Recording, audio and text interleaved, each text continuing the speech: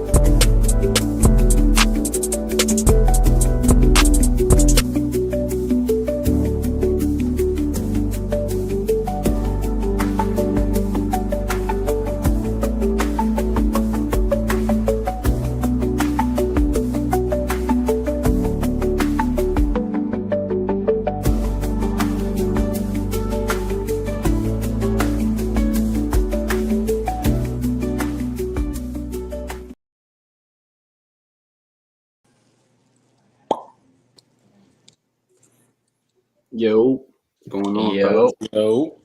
what's good, gang? We're back. Y'all know what it is. We're gonna get right into it. We got my guy Roner. We got Isaac. How y'all doing? Doing good. Doing We were good, man. talking before a little bit before we got on, but why don't y'all tell everybody how life is? You know what I mean? Isaac, how's the family? Family's doing good, man. You know, taking it day by day. Everything's good, though, man. How about y'all? Good, man. Roner, we were talking about it too, but you got big things on the horizon, man. You can touch on whatever you want to, but how's life? How's everything with you? Things have been good. None to complain about. I don't want to, jinx anything until it becomes official. But, obviously when that big news drops for myself as an individual, I'm definitely going to make that known. Just excited to get into the full swing of, football season, especially as a high school coach here. So loving life. And if you guys didn't know, Roner is a big part of us getting into coaching on the high school level. He's been doing it for years, and he gave me that opportunity. Been giving Shane. Shane has his own stuff going on, but yeah, he's doing big things, man. We're proud of you, bro. I appreciate you guys. I love to see what you guys are doing as individuals in terms of getting your young coaching career started here at the high school levels and everything. Even though Shane and I got to do battle sometime in the middle of this upcoming season. So You know what it is, man. You got to come down here. It gets dark. It gets dark in the valley. listen, I'm fine with that. I love playing Valley schools and I love playing in the Valley. Like you were saying earlier, it's a different atmosphere. For me as a coach, like I love being in those type of environments. That just makes me want to be at my very best, and get my kids as prepared as possible to be in those type of events and atmospheres. Look, I don't care what nobody says. Like you can play at whatever level you want, but there ain't nothing like playing on a Friday night. Yeah, facts. Bro, I miss that shit every time I went There out ain't there. nothing like playing on a Friday night, bro. Just being in the weight room with like the kids when I'm coaching, I'm like, damn, I miss this shit. Just that alone, I took that shit for granted. You know what I mean? Same here. But I also found too, at least with the kids that I got at East Stroudsburg North, a lot of those kids buy in even more when they see that the coaches are lifting with them. So like for them, they're seeing it as like, yeah, Coach Roner's, on my ass for this because this is what I need to do. But he's also out here doing the same lifts with me. Right. So we started doing that going back to last off season. Obviously, my big behind, could use getting in better shape and everything. So works out for me, works out for the kids. Leading by example, man. So. Okay. I mean, he ain't lying. Where's the button? I need it. I've been on here in a while. So what you got for us today, Shane? You already know what we're gonna get into. We gotta talk about it. The free agency. I mean, we got trades and everything. I'm gonna share my screen. I got the big ones up here. I got the top 100 free agents right here for us to look at, so you guys can look at what we're looking at. Can you guys see that? Yeah. Well, All right. So off rip, a big one, and this will go into another trade talk. I mean, I think even bigger than Sam Darnold signing to the Seahawks was Geno Smith getting traded to the Raiders. Yeah, that's QB1 off back. You know, I mean, they ain't trading him for him to back nobody to fuck up. So Raiders get their quarterback. Geno go aheads and he's back with an old familiar face and Pete Carroll. I like it. I like what they're doing. They took our OC from last year, Clint Kubiak. I think I was really high on him, even though our offense was ass. I pretty much thought it was injuries, but I think he's a good coach. So I like what Seahawks are doing. And they got Cup. That's nice. They got Cup. Roner, I'll leave this question into you. New receiver room. You're an offensive-minded coach in Seattle, right? mm-hmm. JSN's now the one. You got an old Cooper Cup. I mean, he was a Super Bowl MVP 3 years ago. Yeah, 2021. But I think you're starting to see the age settle in. Puka started to outshine him. He's more of a 1B now than an A. More of like actually a 2.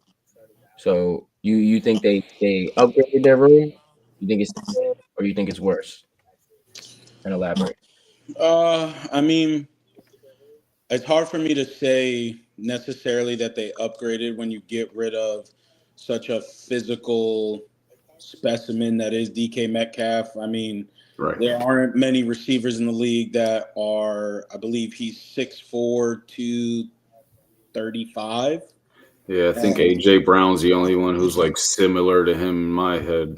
And the crazy part, the two of them were teammates together at Ole Miss, and Ole Miss couldn't do anything with them. That's crazy. As well as Elijah Moore is a detriment. But I would say, if anything, I would say Seattle's room is even, because even the leadership quality of Tyler Lockett, that'll be missed. Obviously, getting a Cooper Kupp, that helps with your leadership. He's from the same division, so he not only does he obviously know the ins and outs of his own former team, but obviously Kupp definitely knows how San Francisco runs, how Arizona runs things. I think it's tremendous for JSN as an individual because he gets to firsthand ask questions and see how Kupp see how he does, how he gets himself ready for practice, how he gets himself ready for games, film room, how he goes through practice, how he runs routes. I think it'll only help benefit him. Right. But again, losing to DK, losing to Tyler Lockett, I think they definitely look to upgrade that wide receiver room, whether they're able to do that in the draft or maybe with some form of a late signing. So I'll give them I'll give them that it's kind of an uneven change, just because you get rid of a DK Metcalf who's 27, 26, 27. something like that. Tyler Lockett was up there in age, but again, that's a lot of production, that's a lot of leadership. Lockett's been there, since those Russell Wilson heydays. And obviously they drafted DK, so he's, that's 2 homegrown guys. So I'll just say, right now it's kind of like a push for me. I mean, I agree. I think it's the same. I want to see if JSN emerges as a 1. I don't think Ibaka, whatever the hell, Ohio State's receiver isn't out of the play for the Seahawks in the draft. We'll get into that. That's also what we got coming in mock draft. But I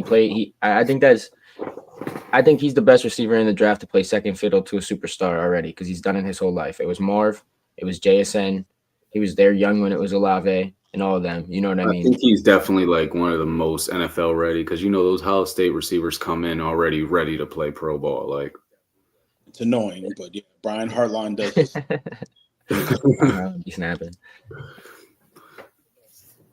And then obviously Darnell sitting there, and then the Raiders situation with Geno Smith. I think we'll touch more on that when we get into the draft. T. Higgins and Jamar Chase both got fucking paid. Word. Well deserved. Kind of questionable to me in terms of what Cincinnati's, what their goals are, especially like for their future. Because obviously you've seen it in the sense as a Cowboys fan, paying all that bread and cap space to a quarterback and a wideout, and how that kind of leaves you a little, hamstrung to make other moves. And now, they've obviously done it with two top flight wideouts, one of the better quarterbacks in the NFL. They re-signed Mike Gesicki, who played very well, in my opinion, in Cincinnati last year. But for me personally, I mean, again, I love offense, but Cincinnati showed that they had one of the most electrifying offenses and still couldn't make the playoffs. So, Yep. yeah, they're not building on that other side of the ball. Yeah, you got Hubbard retiring, but I also heard that they're very close to signing Trey Hendrickson too. Yeah, I seen that. And again, I love Trey Hendrickson is a dog. Since those last couple of years in New Orleans where he really showcased himself, and then I feel like he's solidified himself while in Cincy.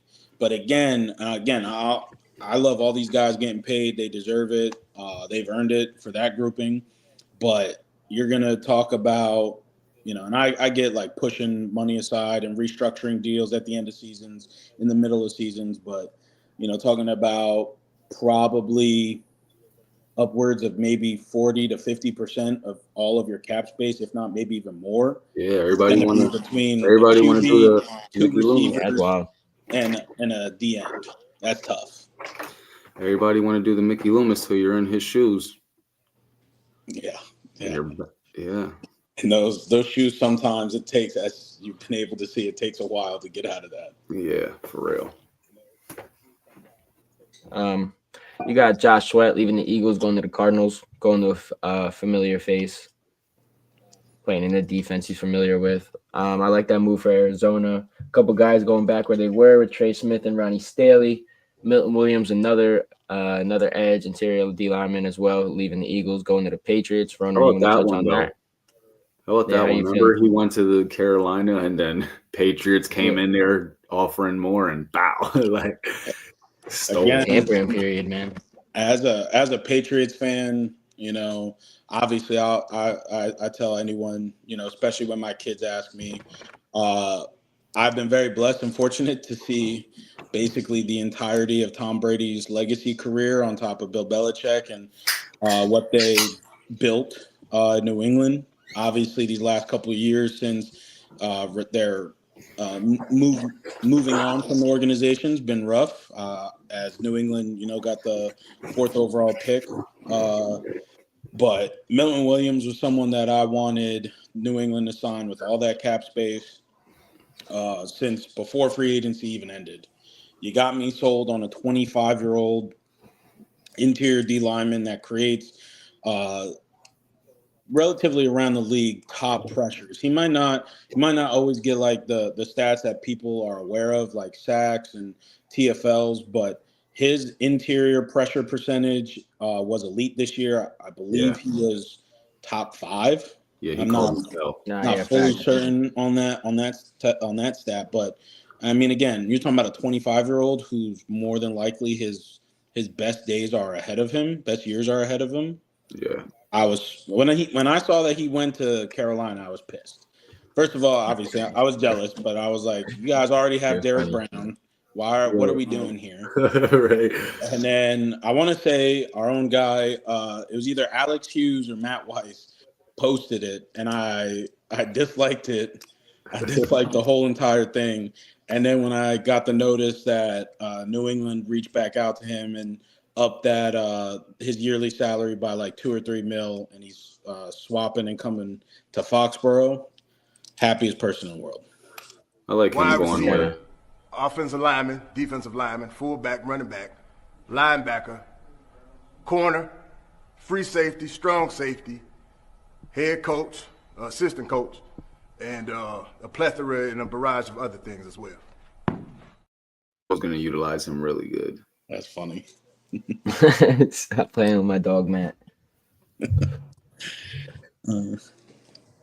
But hey, and I mean, you even look at it too, those guys being Eagles fans and definitely still celebrating that Super Bowl victory. Philly's hit on their draft picks. They've hit even on their free agency signings. and I don't mind Cherry grabbing. picking off of it. Yeah, That's how I felt. mean, Everybody yeah. who came to us from Philly, I'm like, yeah, bring them, keep them coming. I mean, 4 years, 104 mils, slightly overpaid for sure. But you guys had it. You know what I mean? You have it to spare. You're a young team, like you said. So Yeah, you guys have one of the most top Can't argue money, right? yeah. I think New England still has the most cap space, even after Yeah, their they got buku money right now. their fluid free agency spending on day one. But again, like it was a roster that wasn't very talented in NFL terms. And they're fortunate enough to be able to do this with two of their star players being on rookie deals. So kind of like what San Francisco was able to do when Brock Purdy was making this, crap end of the stick money in terms of quarterback paying. And like Christian Gonzalez, stud corner, he's on his rookie deal, and obviously Drake May hopefully continues to progress and becomes that main guy in New England. You're able to do more things when you don't have to pay that bread. That now both of those positions have been blown out of the water in terms of what their free agency values are at. So Drake May's that guy, man. Give up Milton. Drake May's tough. I'm not gonna lie. But then we roll into Javon Holland. This is one of my top guys in the entire free agency list. I was excited to see where he wanted. He was on my Cowboys wish list. I knew it wasn't going to happen because we don't make moves like this. But this is a fucking steal for the Giants. Just talk about the Giants signings in general. They ended up on their whole secondary. Him, Adebo, on top of they already had McKinney. No, McKinney's on the Packers. Oh, well, yeah, they traded him. Who's their other safety they had? The young guy? Didn't they draft him last year? He's from Minnesota. Yeah, they have Newbin kid, right? Tyler Newbin. Yeah, Tyler Newbin. And then the corner that they got like 2 years ago. I can't remember his name right now. Deontay Banks at Maryland. Yeah. So Banks they had a nice draft last year with Drew Phillips. That slot corner, I believe, from Kentucky. He played. Yeah, and they got their slot as well. Yeah, they got their whole secondary mapped out. That's dope. I mean, let's talk about them paying Darius Slayton the same amount that Saquon was asking for. Yeah, that's crazy. Listen, to me personally, I feel like this is massive job safety, security, scramble mode for Sheen and Dable after everything that happened in the whatchamacallit. Now I'm blanking on the name of the show. Hard Knocks, that offseason Hard Knocks on them.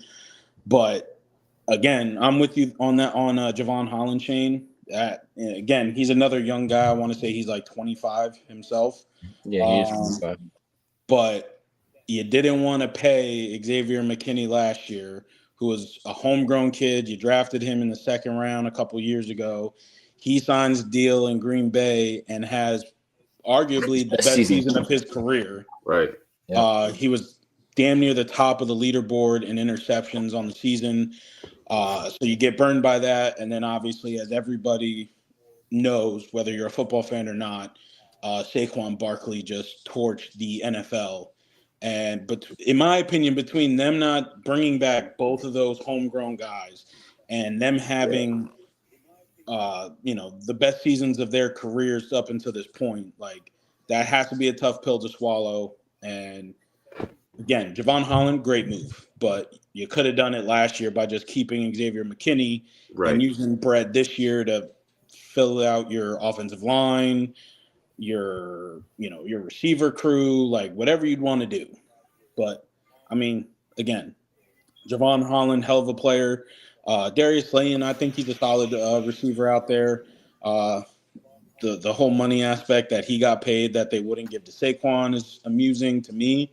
It's also amusing to me that they gave him that bread when, he's a name that franchise has tried to trade at least twice within the last 2 years. So. And do we know countless times? What did Green Bay get? What did they sign McKinney to? Ooh, I don't 3-year even, deal, I think. Was it, or was he still under rookie contract? nah, No, they he He was got up an for an extension, extension. right? he got a decent extension.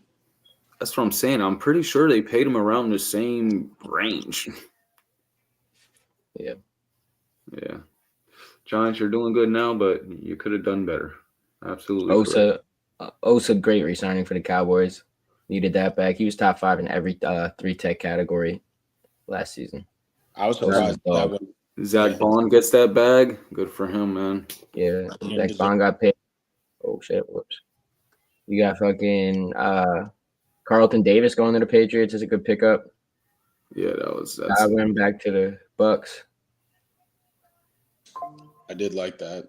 Again, when you have two of your best players on, rookie deals, and you got the bread to play around with, you can afford to pay Carlton Davis $20 million a season to be your number 2 corner.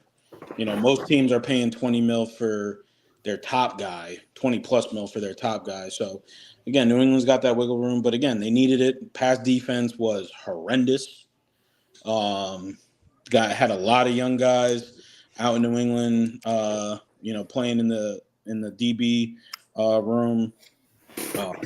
Again, it didn't help when Jabril Peppers had his off the field issues that had him miss time. Kyle Duggar was hurt for a lot of the season last year, but when you don't Duggar's a have dog. talent, you got to bring it in. But now Carlton Davis, I mean, go ahead, Isaac. My bad. now you guys got your 3 corners, man. Because you got the Jones dude. He's probably going to be your nickel, right? Yep. Yeah. So I'm now excited. I'm excited for what the defense could look like, should look like, especially under Mike Vrabel. Yeah. Just got to get that offensive side right because obviously, but I mean, you need defense, especially if you're in the AFC, because we already touched on the Bengals offense.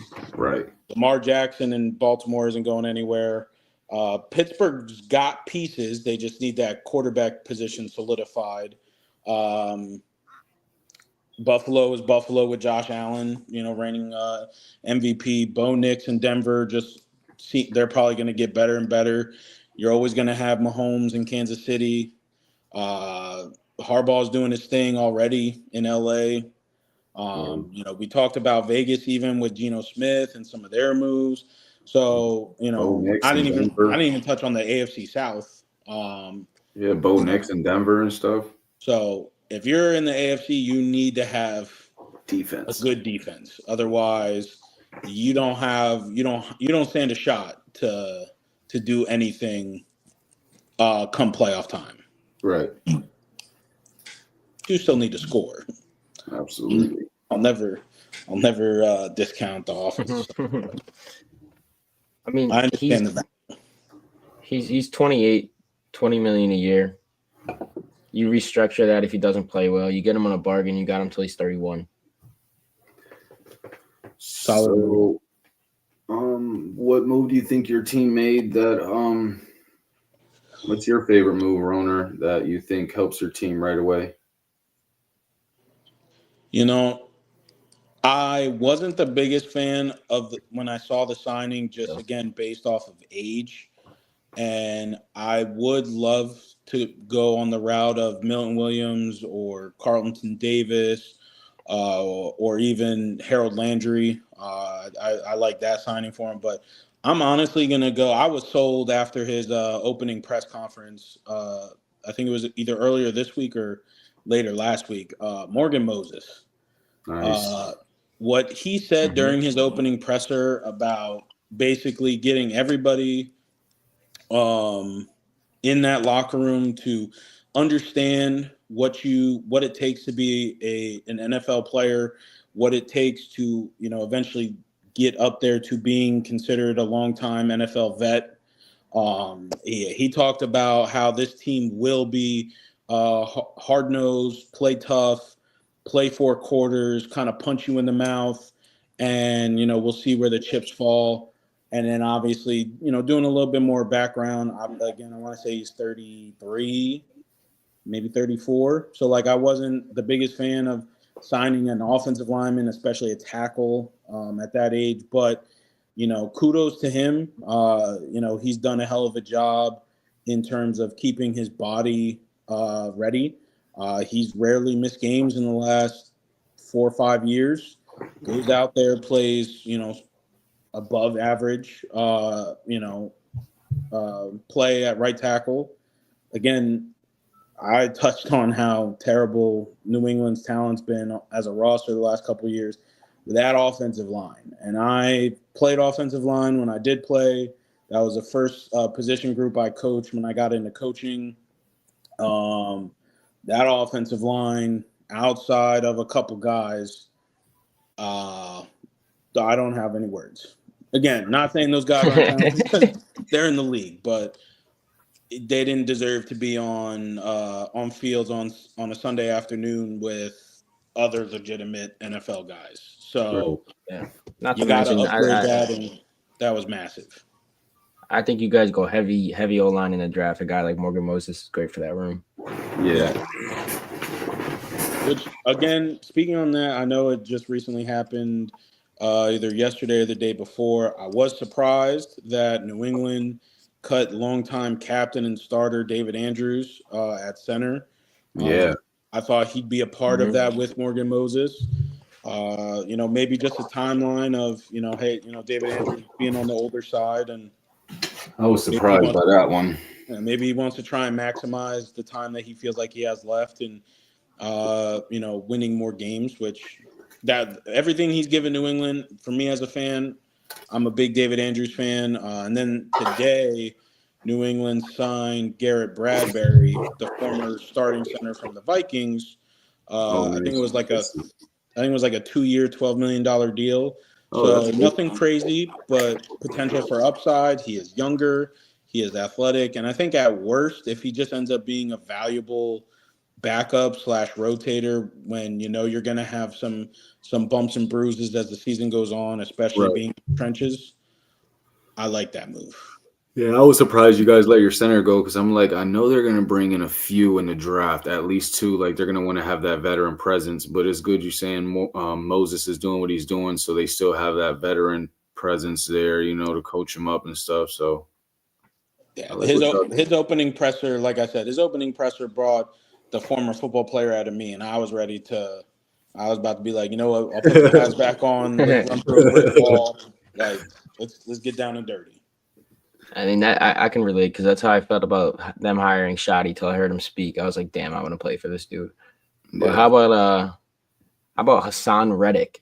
This dude was set to get paid, decided not to play.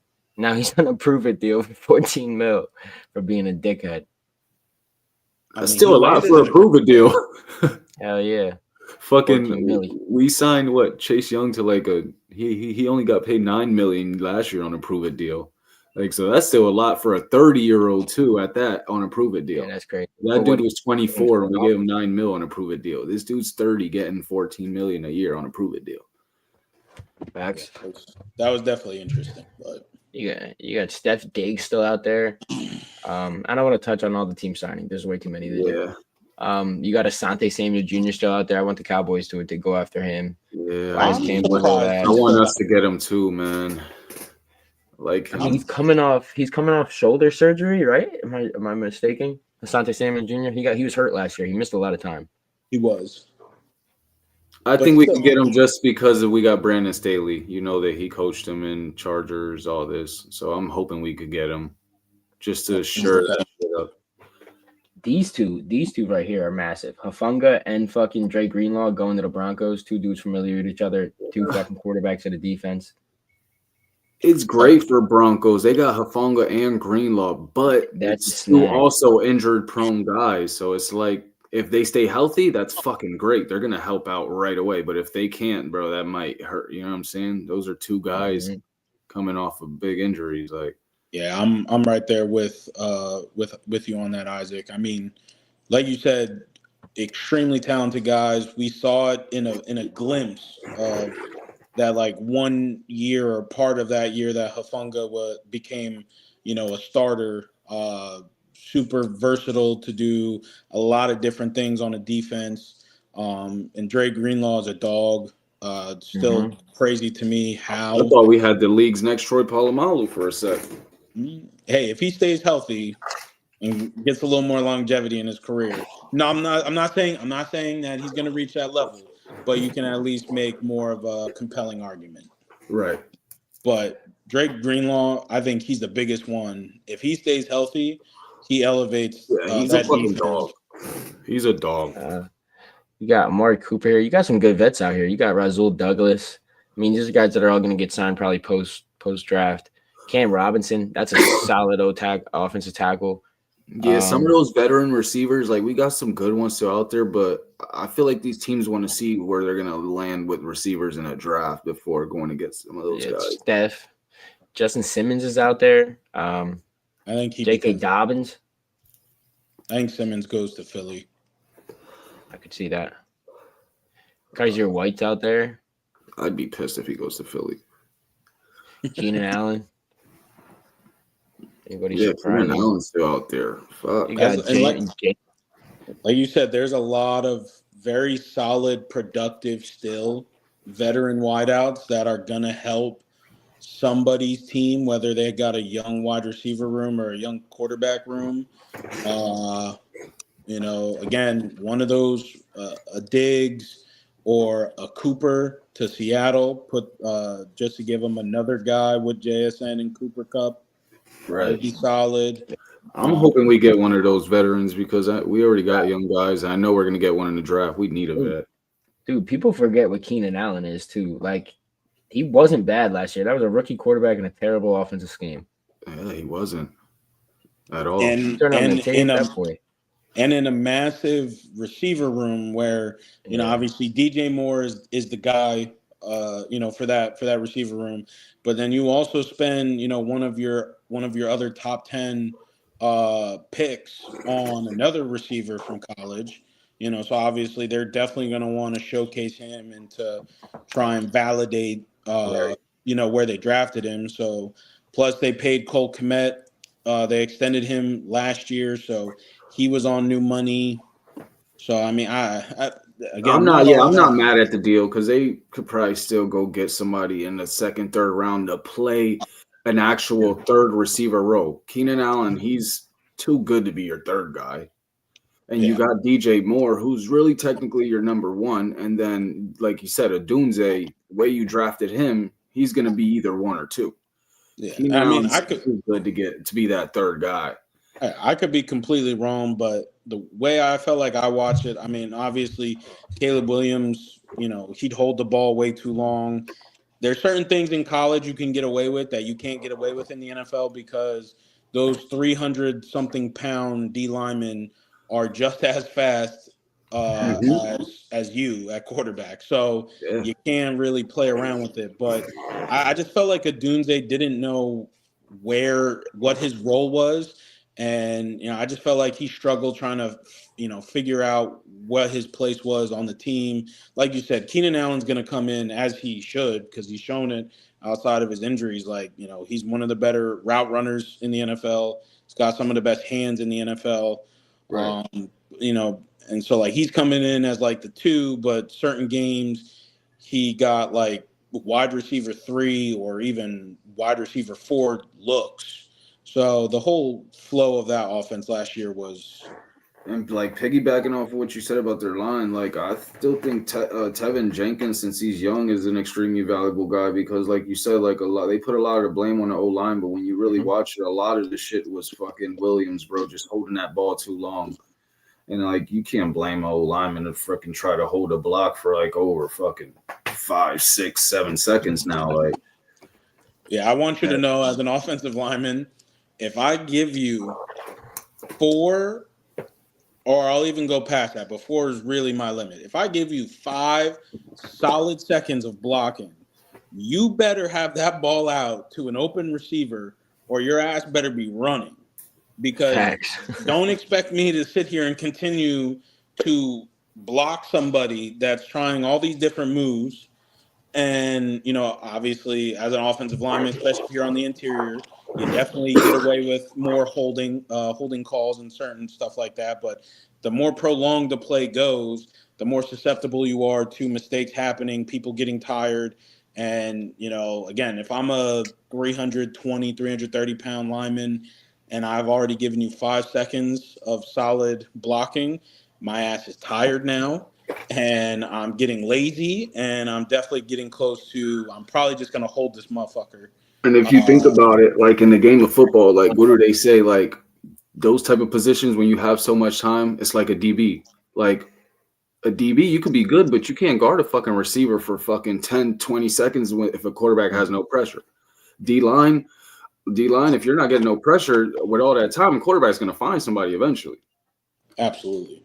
O-line, same shit. Like, you don't hold your shit up. Like, you know what I'm saying? Like, with time, shit is great. Without that, it's not easy.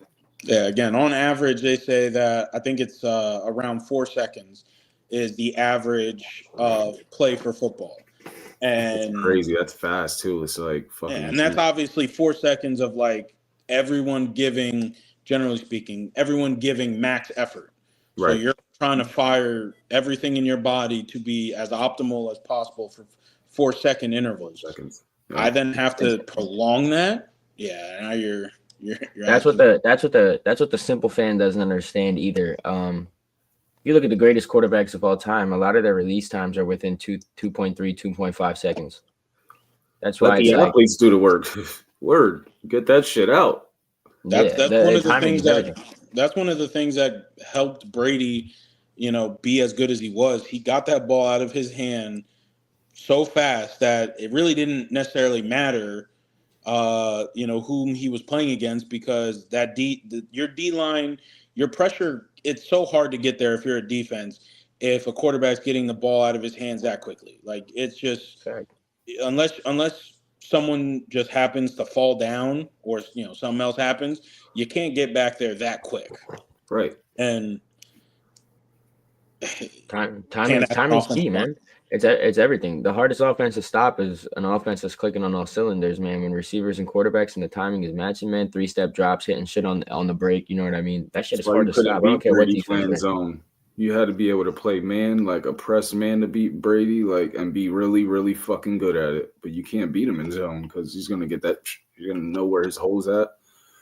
Yeah, I mean, granted, Pat Mahomes kind of changed the game. He's kind of like the Steph Curry of quarterbacks. Like he kind of made it popular to hold the ball, dance around, be able to find the play.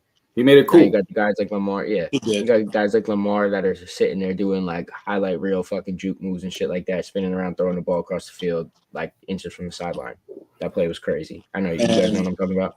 Yeah, absolutely. Mahomes revolutionized the position in terms of being more athletic and being able to have all these different arm angles to make different throws happen based off where you are and what type of position your body's in, your footwork's in, but also for certain guys, like I know Caleb, he might not say it as publicly as he used to when he was younger, but he said that he tried to model his game after Mahomes. The only issue with that is there's only one Patrick Mahomes. There's guys that do things that are similar to Mahomes. Nah, Raiola trying to be like him too much. See, now that's crazy. Well, Raiola's in cosplay. Raiola doing too much. Raiola's in cosplay. That boy is tripping. Same number, same hairstyle, same like his jersey, same swag, everything. Yeah, everything that Mahomes wears, like that arm sleeve on his arm. The headband that he tied. I'm like, all right, listen, I understand, that being your guy and wanting to model your game after him, but you don't need to jump in his skin.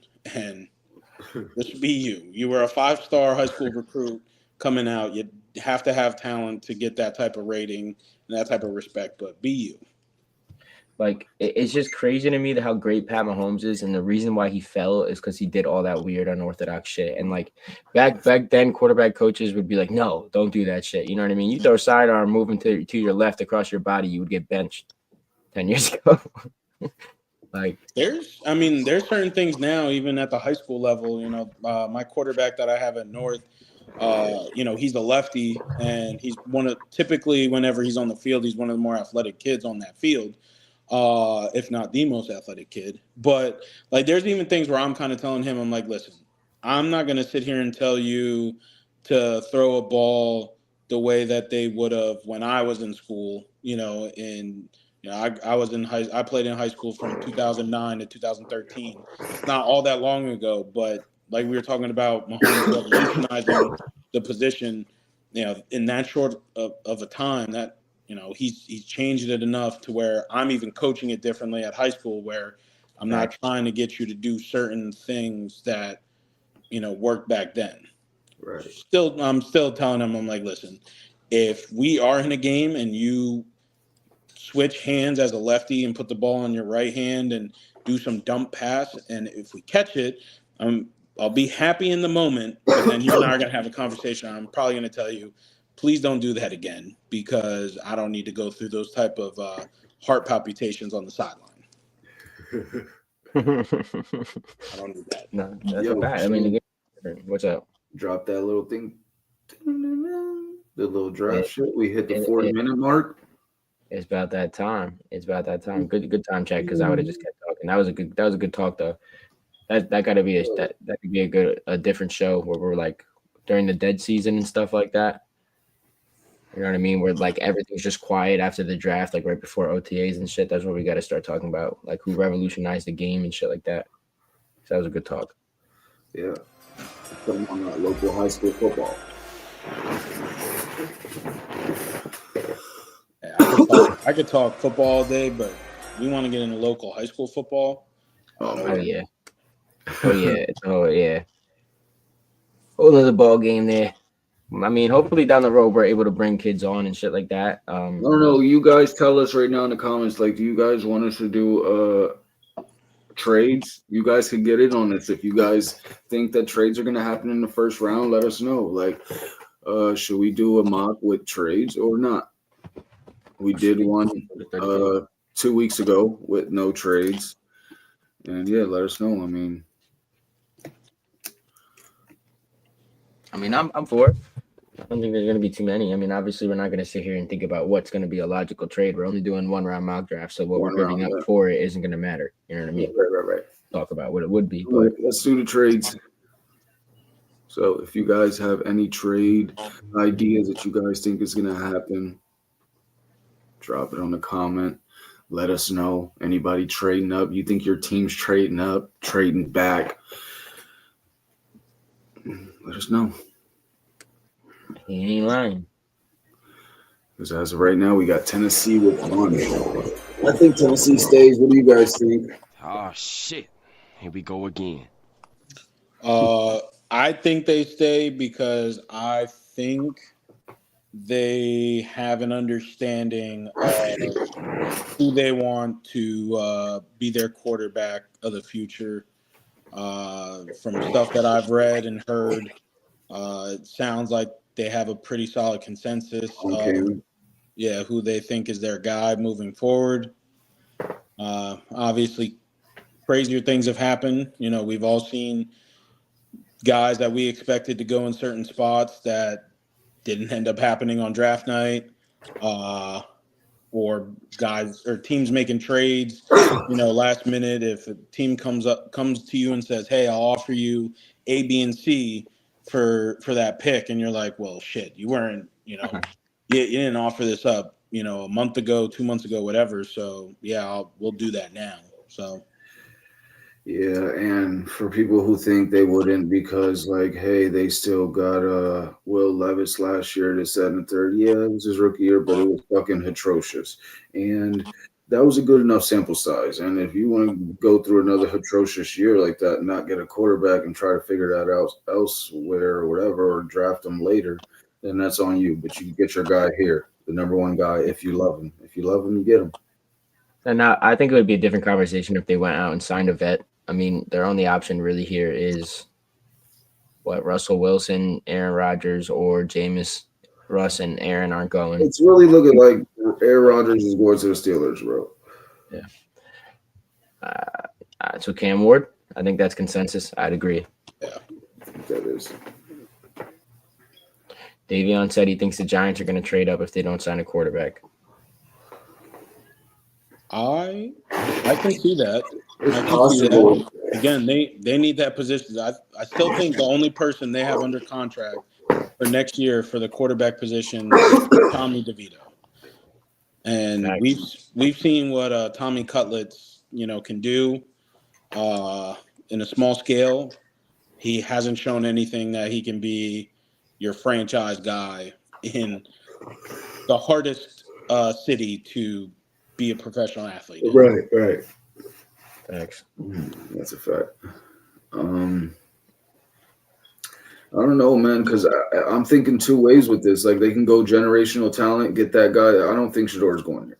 Like, they're going to go generational, get that talent, that guy, go Travis Hunter, or they're going to try to get that edge to match with Myles Garrett and give Myles Garrett what he wants. Like, Myles Garrett isn't happy there.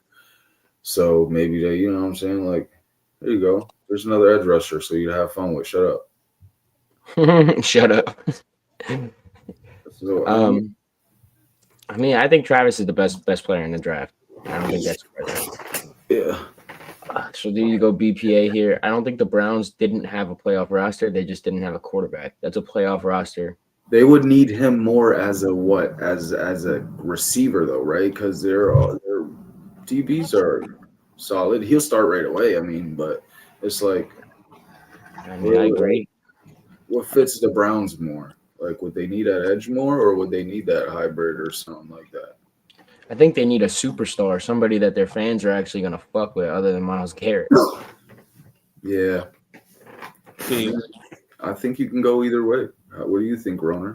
I think going off what you said at first, Isaac, obviously he got paid, but Myles Garrett was still, disgruntled and saying that, he wanted to play meaningful games late in the season. He wanted to play for Lombardi trophies. And he is getting up there in age. I'm not saying that we'll see him, start to decline. I'm not saying that, but if you could put someone, like with the Eagles, again, to bring the Eagles up, the team that just won the Super Bowl, they have the ability to rush the passer without blitzing. And if you have that ability, and again, you're in a division that has Lamar Jackson, whatever Pittsburgh does at quarterback, maybe it might not count as much this year. And then Joe Burrow, like, you have two of the best quarterbacks in the NFL in your own division. You got to be able to control them. I also agree. I think Travis Hunter is the best overall player in this draft. I think Abdul Carter is an incredibly close 1B to him in that regard. But I think if you get a potential generational edge rusher to put alongside Myles Garrett, I think Abdul Carter makes them a better team right away, though, to be honest. I mean, it's your pick, Isaac. So you locking that in? Yeah, I'm going Abdul Carter. I mean, for them to get the edge, like he just explained it, containing those type of quarterbacks, getting to them, yeah, like it just makes sense, bro, for the team. All right, so I mean, this is where it gets interesting. I don't know what the fuck the Giants are going to do, but for the sakes of where we're at right now in the offseason, they haven't signed a quarterback, and the quarterbacks, all signs are pointing that they're not going there.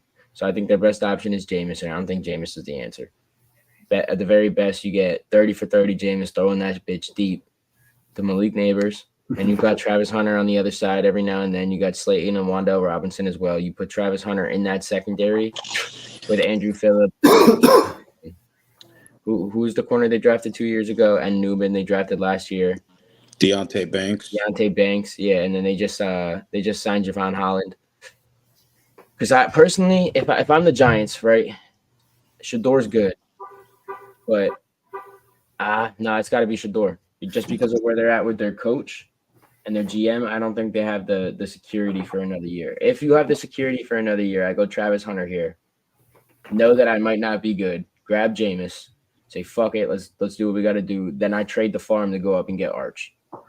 I think he'd probably still be around, even if his team isn't that great, no matter what he does here. I don't know, maybe. But the Giants aren't far off, man. They play good football down the stretch there. I think they won 3 out of their last 5 games or something like that. It honestly wouldn't make sense because they got low-key a good secondary now. They could use Travis Hunter at receiver, but it's like, but I don't see him going out of the top 3. And Shador, I think this is Shador. You think that's Shador? You think Travis Hunter falls out? He goes to the Patriots. I mean, I don't know, Broner, what you thinking? I don't disagree with any of the points you guys stated.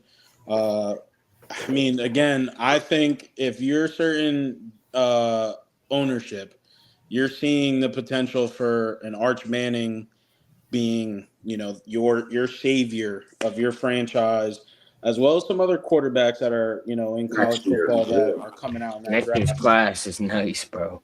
But then you fall into, obviously ownership's on one side. They don't really have to worry about, am I going to be here next year? Whereas we already touched on it, at least I touched on it with Joe Shane and Dable being on job security because of moves and decisions that they've made or lack thereof.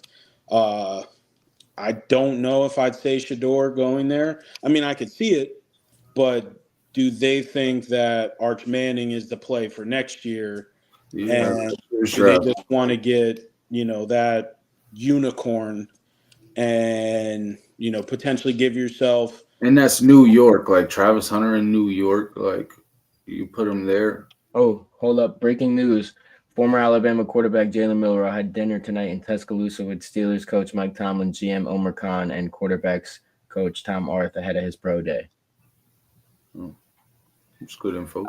But anyway, what we were talking about here, where the Giants select pick in the second round, do they also have the third pick in the second round? Yeah, so they're going Travis Hunter. So I think Dart will be there. I think there's a possibility Milroe sitting there. I think there's a possibility no other quarterback is worth a damn other than them. Maybe they'll still draft a quarterback, but a little later. Maybe they'll take a shot on somebody like. All right, so let's make it interesting. I'm going Travis. Dylan Gabriels. Welcome to New York, Travis. Just think about the potential of, even if it's only for certain packages, but on the offensive side, you put Malik Neighbors and Travis Hunter on the field together. That's nasty. And then put them in the secondary with, like you've touched on, Shane, Javon Holland, Tyler Nubin. Like, yeah, it's a younger group, but it's a younger group with a big upside. Word. Yeah, for years to come too. That's 3-4 years of the same secondary together. So, all right, how about this? What are you guys doing? I think the offensive tackle. I think so. I mean, I don't know about you guys. I'm gonna get their quarterback. They just got their their interior D lineman.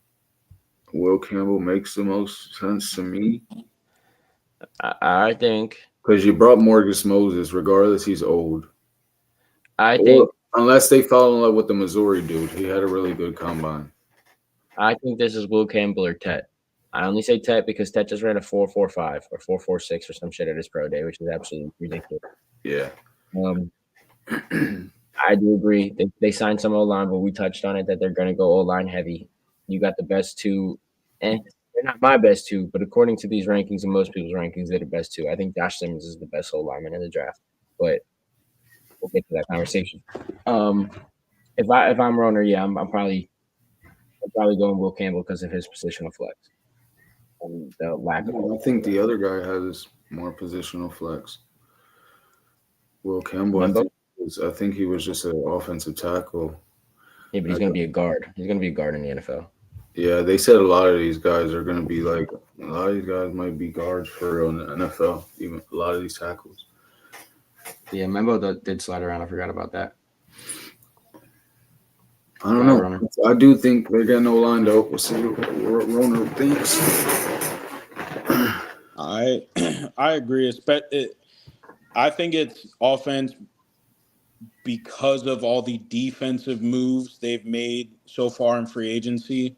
I think the only way New England drafts a defensive guy at 4th overall is if Abdul or Travis Hunter slide and they're there. Because then I just feel like you kind of go in the mindset of I have to draft the best player and not draft. Because you can draft positional needs later. Or Roner just Brady got it. Did he cut out? Oh, shit. Roner, who do you got, Roner? No, Roner. This shit didn't go away. Oh! He Maybe it's milk.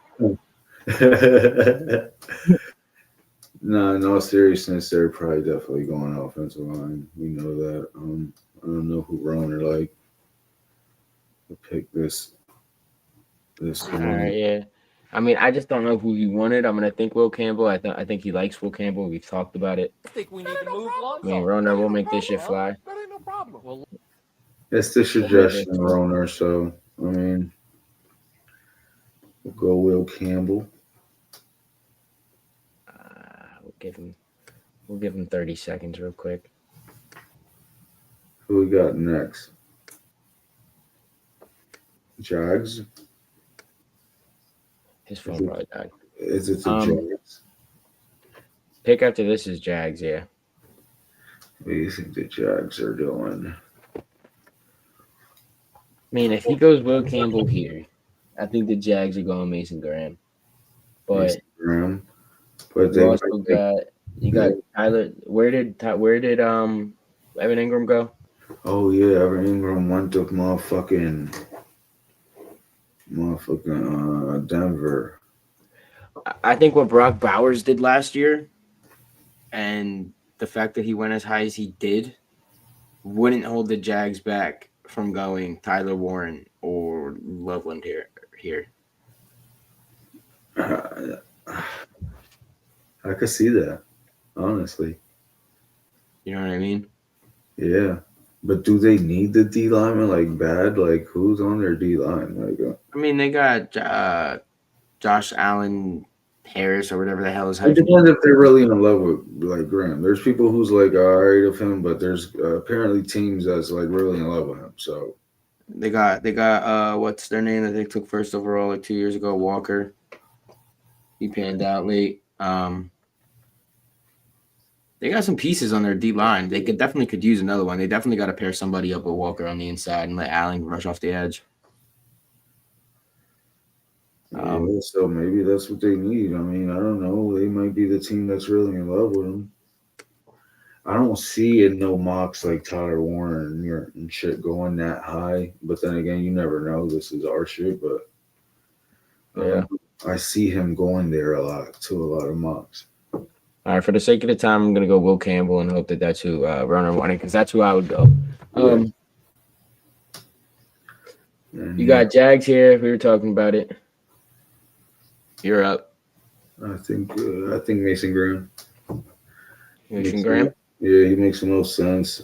I see him going there in a lot of mocks and shit. They might be one of those teams that really love him. Like, I hear that, but I feel like a team has to really love him because I've been hearing that he's not really. They're probably one of the teams because I see him going there on a lot of mocks. So they're probably one of the teams that fucking loves him.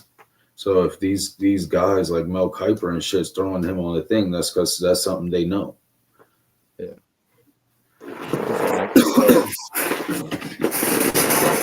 I don't know. I just heard he's not that like blue chip that people are thinking he is. I don't know. I could be wrong. I'm not that. I feel the same way. He's not even my favorite like interior D lineman in this draft. But we'll go Mason Graham. I agree. That's what the experts are saying. If I'm them though, like I would go Tyler Warren. Yeah, I would go Tyler Warren if I'm them. Ronan, what's up? But they might be thinking of it like situation. We went Will Campbell. Is that your pick? Yeah, it would have been. Okay, you want to elaborate it on it at all real quick? Yeah, just real quick. I've been a big fan of him. I don't care about the lack of prototypical arm length.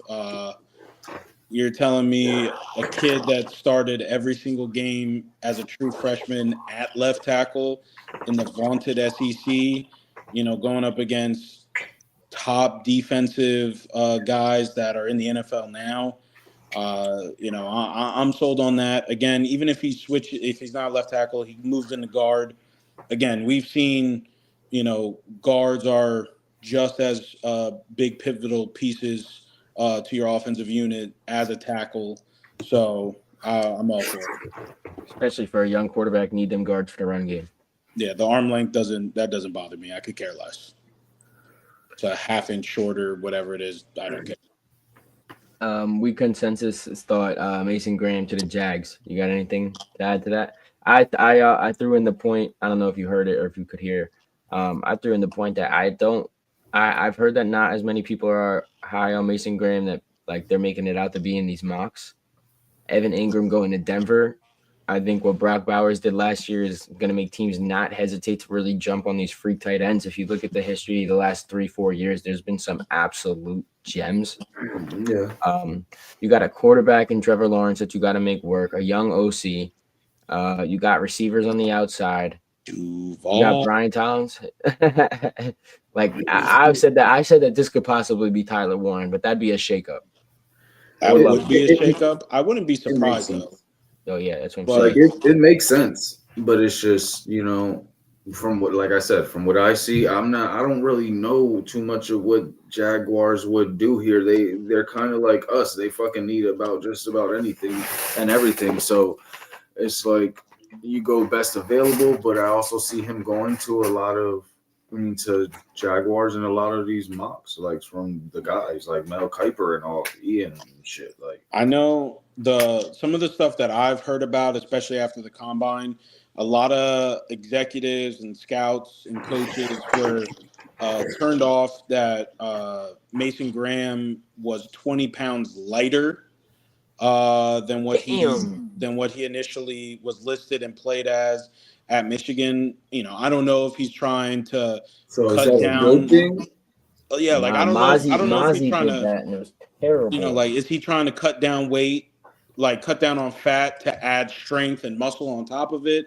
Was he sick? You know, like, I don't know any of that type of stuff, but 20 pounds is significant for an interior D lineman, especially.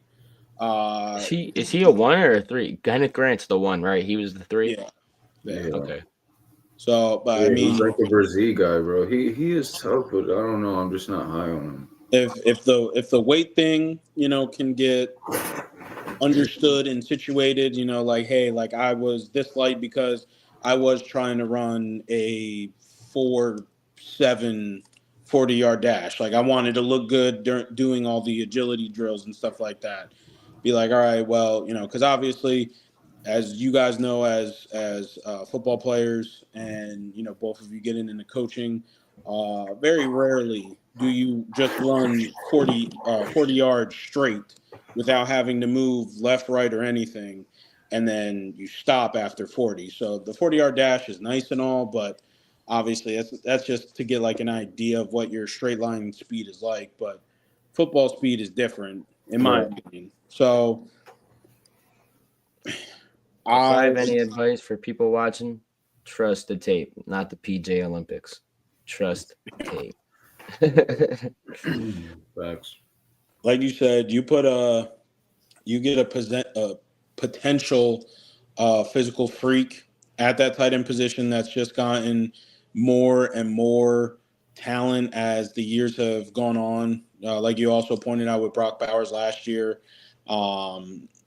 you put him with who is supposed to be your franchise QB in Lawrence. You got 2 solid running backs. You got Brian Thomas Jr., who had an electrifying rookie season. You know, why not? Tight ends are always a quarterback's best friend. Word.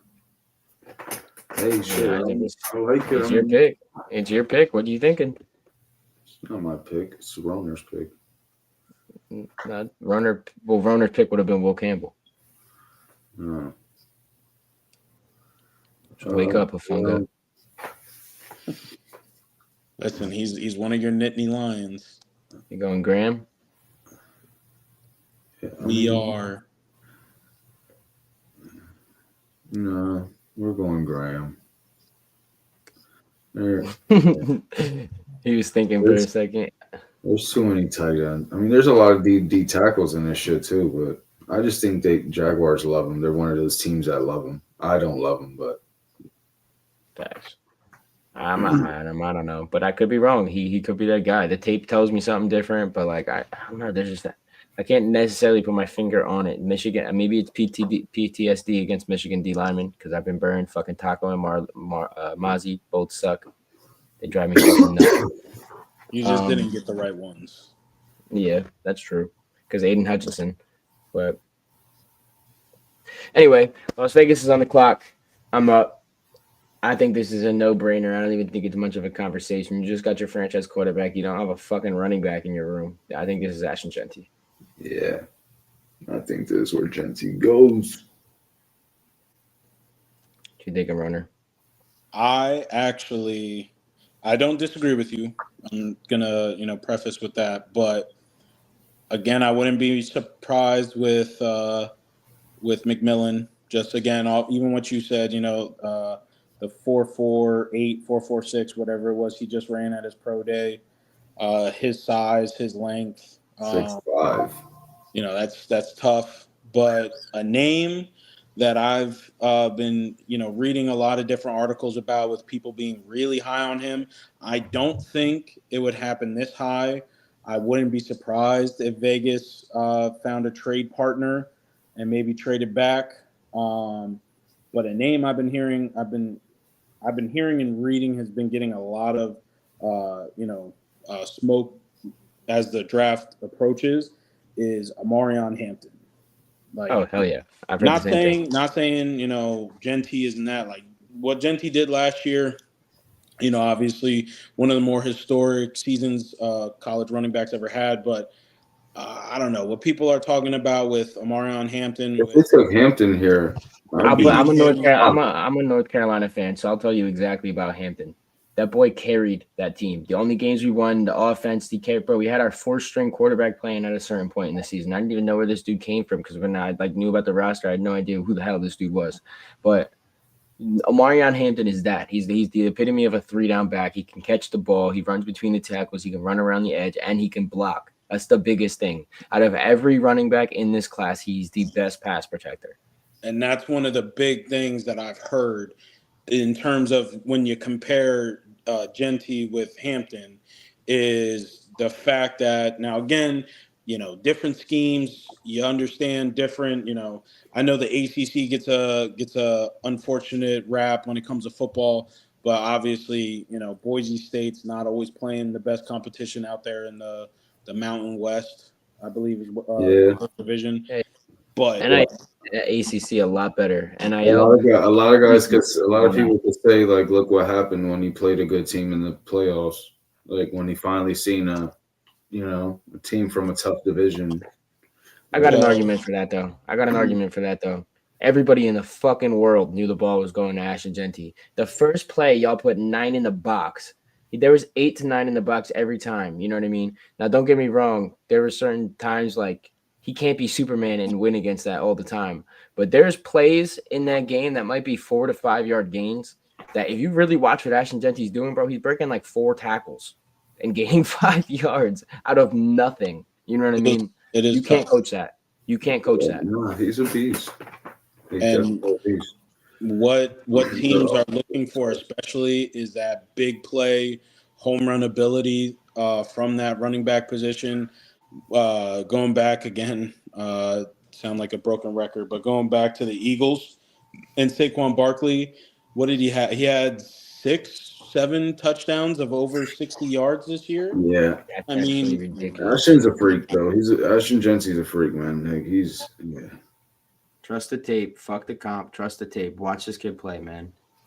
I mean, but Amarion Hampton the same too. Like, take the North Carolina out of it. Just watch Amarion Hampton run between the tackles, bro. People do not want to tackle him. And I've literally watched games live where he stops linebackers dead in their tracks and puts them down. And those linebackers do not keep coming. Now, I don't think Amarion would go this high. No. But I wouldn't be shocked again, like we said, like if a team loves a guy that much, if you love him, like he checks every single one of your boxes. But then they know they could trade back then at that point. Which is why I see them as being a potential trade back candidate for someone who needs a quarterback saying, you know what, Shedeur Sanders is on the board. If you're Mel Kiper Jr. Loves Shedeur. That's his number one guy. Think about this. Even if they want Ashton Genty, how many of these teams behind them is willing to, running back? Well, the Jets got 2 dogs. Carolina just found Dowdle with Hubbard. Chuba. Yeah. Chuba. We Nola, y'all got 2. You're definitely not going running back this high. Chicago might because of Ben Johnson. Chicago's a team that's where he could possibly go next, because not or you guys. So why can't or they us? try, you know what I'm saying? Like they can trade what back kind of and still, hopefully I can get Genty. what teams here need a quarterback that could come up though? So let's go to the end of the round. Right? Let's think about this. You got to think of what Oh, teams. shit, I accidentally did 7 rounds. We're not doing 7 rounds. We're doing 32 picks. You got Philly at 32. They're not going quarterback. Kansas City, obviously not. Buffalo, obviously not. Washington, not. Detroit, not. Baltimore, not. Rams, they could, but they brought Stafford back. No. Houston, no. Minnesota, no. Green Bay, no. Chargers, no. Pittsburgh, yes. Do we think Pittsburgh comes up to get Shador here? I don't know. I think they're gonna get Aaron Rodgers.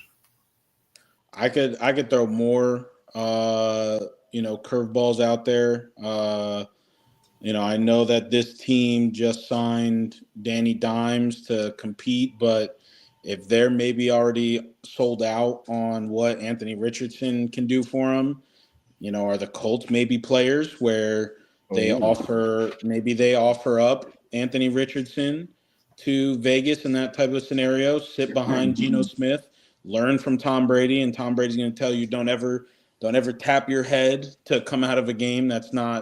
We don't do that. And now again, that's probably a very that's like a 12-6 curve. I get it, but That's not apparently crazy, they've kind of fallen out of love with Yeah, I was gonna AR say, how about how about the Colts? The only other one. How about Miami? Do you think they're sold on this guy, like with his head injuries and shit? Keep talking about it. I'll be right back. I'm not gonna lie. My other two, and when I say dark horses, I do mean like basement buried 20 leagues under the sea dark. But like Arizona doesn't seem set on Kyler. Like they seem to still have a lot of question marks about him, durability wise. And then obviously, like you said about Tua, like those are two teams where they're paying those guys big money. And I mean, when Tua's healthy, I think he definitely earns, the deal that he has.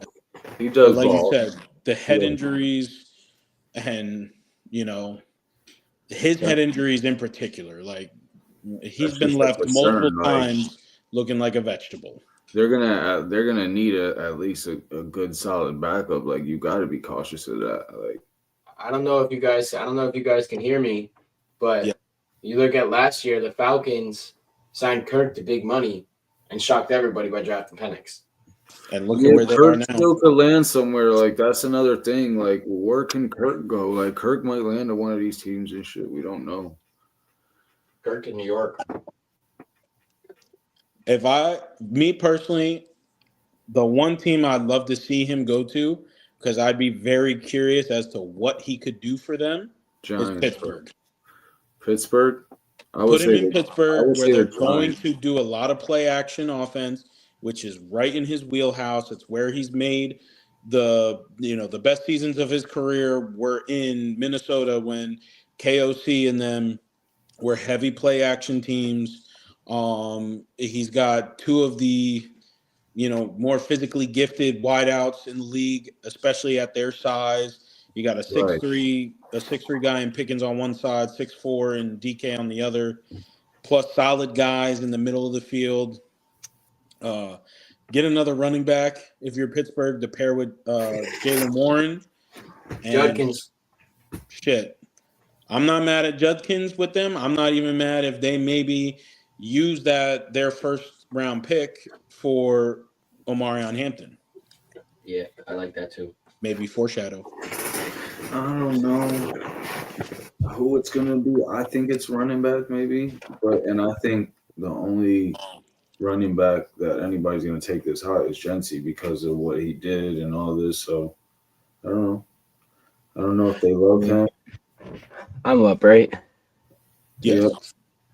This could be Tet. But it's not Ted. It could They don't be have a Ted receiver too. there. Yep, it definitely could be Ted too. He probably definitely. Who do they even Who's a corner? outs in for the Raiders? You gotta remember Tom Brady's there. You probably see that receiver. He's like, fuck a running back. We can get a running back. Yeah, We're Brady. gonna shake it up. Go get that receiver. He's a freak, bro. Brady spent the bulk of his entire career in New England and Tampa with undrafted free agents, 4, 5, 6, 7th round running backs that have done the job. So I wouldn't Isaac, let me ask you this: there's no chance the Saints come up here with Shador sitting there? I do think we really not for sure. No. I think we like Ted and shit, but like I think we'll just wait to see if he falls to us. If he does, but no, I don't think I have an intriguing name that I've heard some NFL guys are getting a lot of buzz around for New Orleans at 9.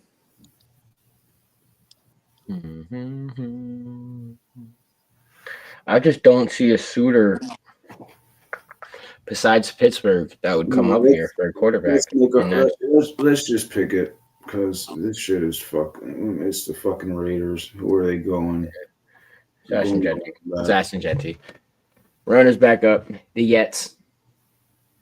This is crazy that he might not go, but I'm making a pick for a team that I truly dislike and would just love to see continue to be a laughing stock of the league. Is this where they get set? I mean, it's not a bad idea. They let them battle it out. They got Justin Fields. I think that throws a kink in that. Yeah. I think somebody's gonna fall. Somebody's gonna fall. It's a 2-year deal. Like, do you think that they feel comfortable with him? Like, I mean, Shador's gonna be on a rookie contract, so they don't got to worry about paying 2 quarterbacks. Yeah, but I also think that they just hired a new coach that also has the grace period of another season, and next year's draft class is fucking loaded. Oh yeah, You gotta think about it. He's defensive minded too. So you see, like a guy like Will Johnson might be in this picture, or top defender. And there's talks that they were shopping Sauce. Yeah, so I did see a mock with them taking Jade. Oh, they lost. They lost. What's his name? The corner. They lost. They lost DJ Reed. Reed. Yeah, they lost Reed too. So you gotta think about that. I feel like we're taking Runner's points. We better talk. Yeah, what's up, Ron? You tell us. Shit, I don't mind. I mean, again, you guys make valid points with everything that you were just saying. I mean, I know a lot of people have said if you look at the Jets' better players on their roster, they're all under the age of 29, which valid point. Obviously they signed Justin to that 2-year deal. It's interesting. It's interesting money. You got 2 really young running backs. Garrett Wilson, is saying that he's happy to be back with his college boy. I wouldn't be shocked if this was maybe a spot for Tyler Warren. If I'm not mistaken, I think Tyler Conklin is a free agent. I could be wrong. And even so, Tyler Warren. He's not a free agent, but he's not he's not anything crazy anyways. No. So does that open the door up for the tight end to come off the board here? Like you were saying, Isaac, I believe, is this where Tet would go? They're even a candidate. How about the offensive tackle? I was just getting there. Same great minds thinking alike here. I like it. Yep. I touched on how I love that Morgan Moses came to New England. Well, he did just leave the Jets. That's what I thought about for them at right tackle. But again, like you guys said, like with Aaron Glenn being a defensive-minded guy, and obviously being someone that the organization drafted in the first round, I believe, in 1995. I don't think they play with their food when it comes to Sauce. I think I understand their ownership likes to sign free agents off their Madden rating. So he got bit in the end for that move. But, you don't play with your food when it comes to Sauce. You know, in my opinion, you pay that man. I think uh, they go on the defensive side because Aaron Glenn's a defensive-minded guy. I think they go after three different guys. Like they look into three different guys, I should say. I think they look into Shamar Stewart, who's someone who could play on the edge, but you could also slide him in, and he probably could play a little three tech. Like that. Michael Williams, edge guy out of Georgia, obviously keeps their train rolling with pretty elite talent coming into the league, especially on the D line. And a name that I'm very big on, again, I got ACC bias because I'm a Miami Hurricanes fan. I do enjoy watching ACC play. Donovan Ezaraku, the edge out of Boston College. He has a motor that doesn't stop. I saw him wreck at least 5 games this past season by himself because he just refused to be stopped by another human being. That's the type of guy, in my opinion, you want, to be a part of your team, your program. So, I mean, I do think Donovan would be a bit of a reach being top 10, but I wouldn't be surprised with Shamar Stewart going here to the Jets. Again, you could pair him with, what Quinnen does on the inside. You can't really ever have enough edge rushers in the NFL. Yeah. I feel like they need somebody else besides Quinn. They did cut CJ Mosley. This could be Jihad Campbell right here too. I like that, but again, I don't know if any of these linebackers teams value them this high in late first, round. early seconds. Yeah, I agree. Now, but again, like I just stated, a couple picks ago with like Amarion Hampton, like if a team goes through the whole process and they're just like, you know what, we're in love with this guy. Like he checks all of our boxes, when they meet up and do the in-person interviews and meet and greets, like, they just fall in love with the type of character that, that person is portraying. Obviously the tape, these guys are up here for a reason, so it's not like their tape doesn't play. So, and again, Shamar Stewart being a guy from the SEC, going up against, good talent week in and week out, physical freak. I mean, I think he was top 5 or top 6 in his D-line group for a lot of the broad jump, the vert, 40-yard dash. Yeah, he had a great combine. So I think this is a little high for Will Johnson. I don't know if he'd go top 10. I could see maybe a Jahdae Barron, but truthfully, I'm kind of sold on the thought of Shamar Stewart, edge out of Texas A&M. And that's the pick, Shamar Stewart. Again, like I said earlier about when we were talking about who does Cleveland go with, you need edge guys to go out. You're in the same division as Tua if he's healthy, Josh Allen, and then all the other, elite quarterbacks that are in the AFC. Right. No, yeah. Go get after it. Yeah, facts. Isaac, I'll do this one. All right. And then you could do yours. All right. Carolina here. They've missed on a lot of receivers. That's staring you in the face. Yeah. Bryce Young came on late. Adam Thielen's old.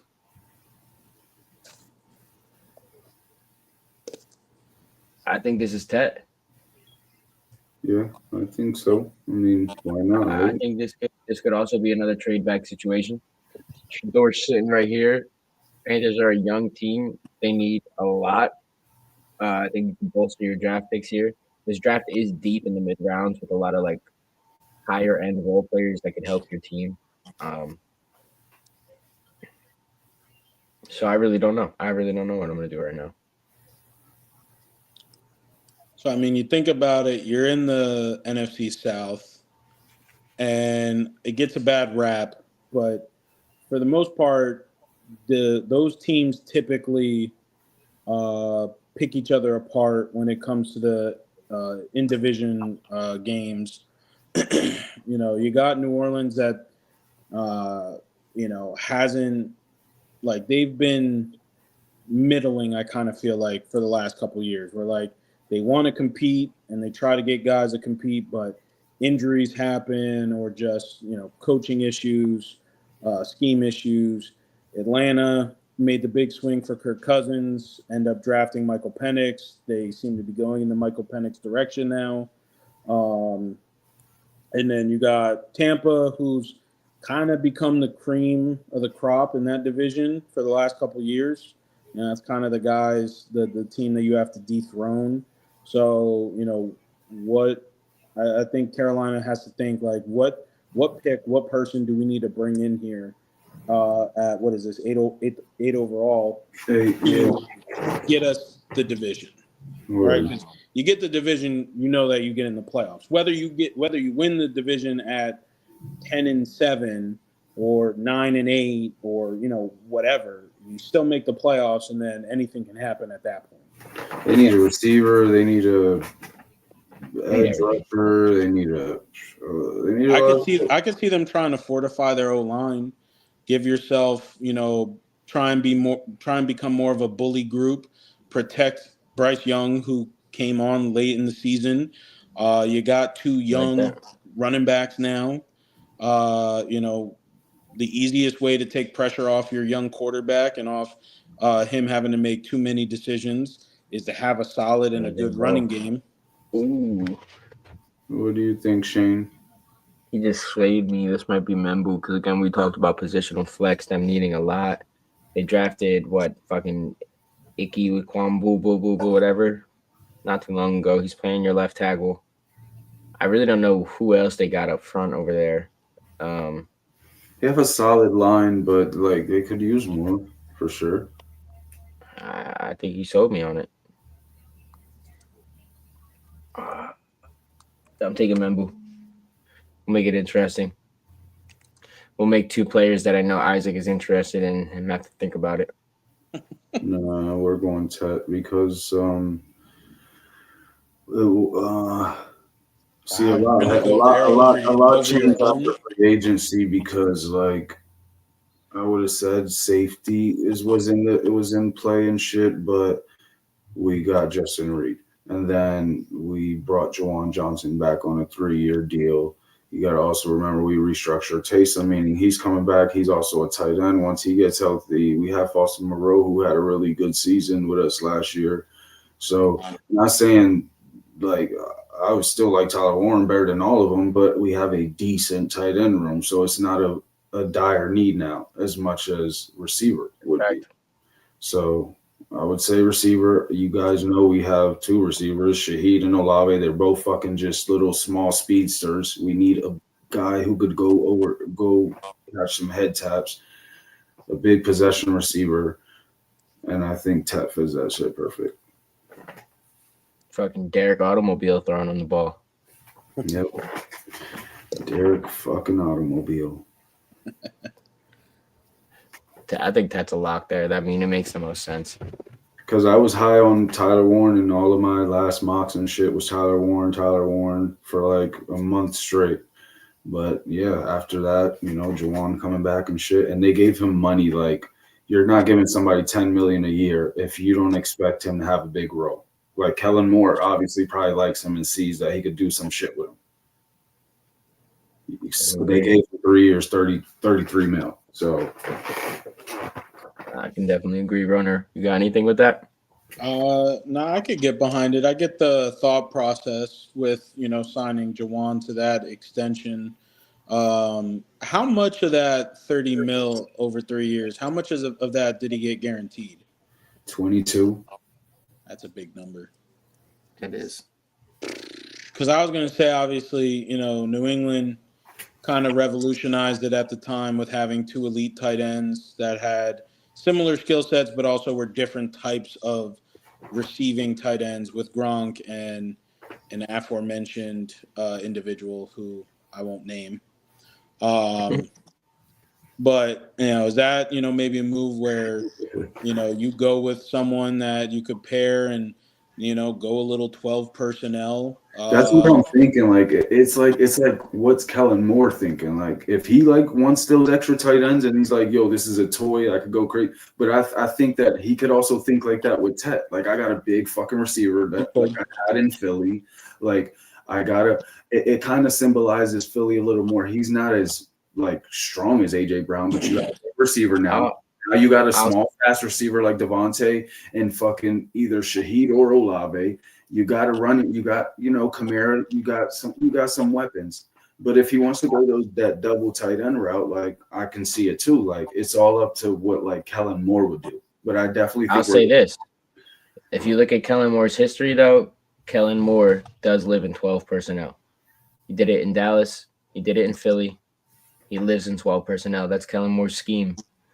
But his scheme does need an X. Michael Gallup was it in Dallas. AJ Brown was it in Philly. And I also want to know what's his role. Argument makes sense. You got to know that. Like, what's his role for Taysom? We all know Taysom's a gadget, but he can do it all. He can block for you if you need him. But what do you want Taysom to do? Tyler Warren's a better Taysom. They're ultimately the same guy. Yeah, that's what I'm saying. So, like, do you want to go get a younger Taysom now, like while Taysom's going out, or do you want to go get that receiver? I don't know, but I think it's between those two. I'm just thinking Tet because of the Jawan Johnson contract. Maybe I'm thinking, all right, Kellen Moore likes this guy, so they gave him that money. I get that. I mean, hey, we also touched on in the beginning of this when we talked about free agency. We did talk about some really solid veteran receivers that really aren't that old, like. But that changes, if he goes get Cooper's like a 31. You got Diggs coming off the ACL, so I feel like that's really the only reason why he's still out there. So like, is that maybe a route that New Orleans goes and they're like, you know what, let's get Tyler Warren.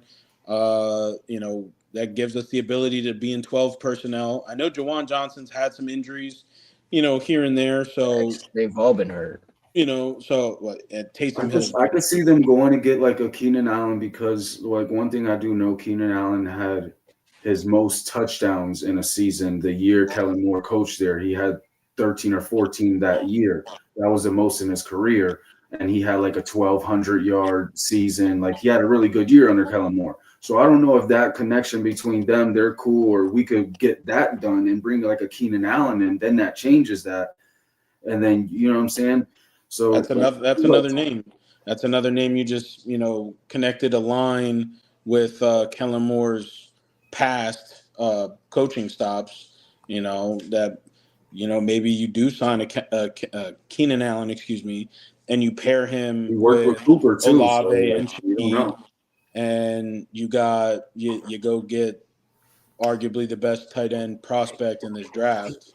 I only say arguably because I know people like the Loveland kid I think you guys like swayed me into it too. Like, I mean, you go get somebody, like I said, like it's something more of like somebody you can play with. Like, this is more like, all right, now it's fun now. It's like Madden. Like, I could do a lot of shit with this guy. So, and I think Kellen Moore's like, you know what I'm saying? He's probably going to want to bring something new. Like, but it's keeping it, like you guys said, he's a 12 personnel guy. That makes most sense. So, yeah, I can tell you this though.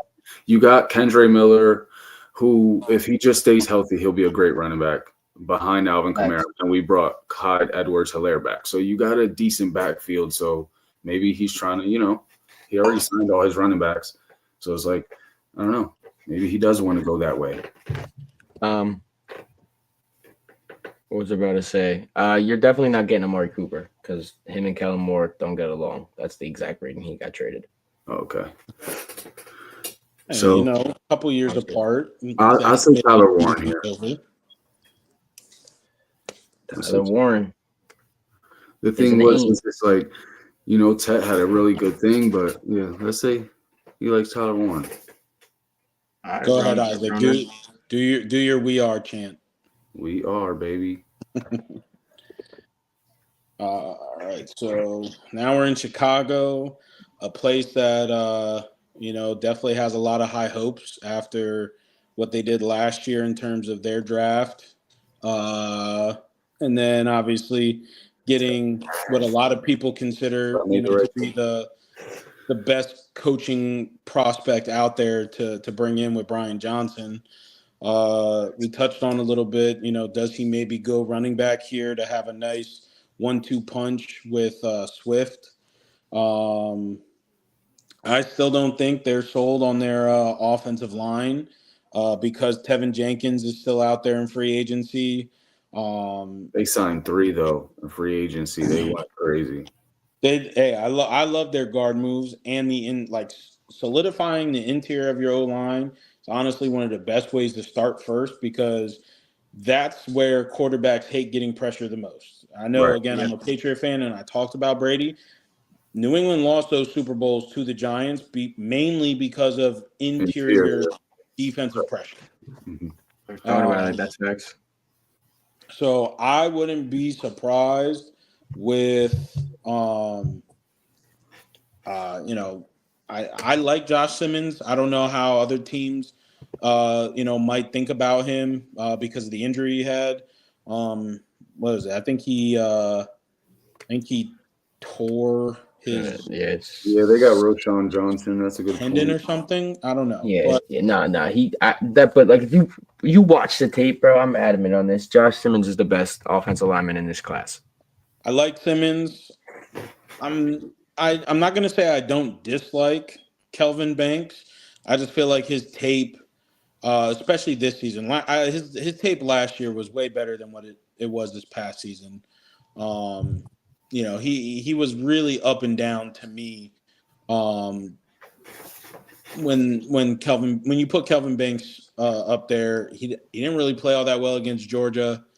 Say what you want there, is it because Georgia has, those dogs? They won't get Will Johnson.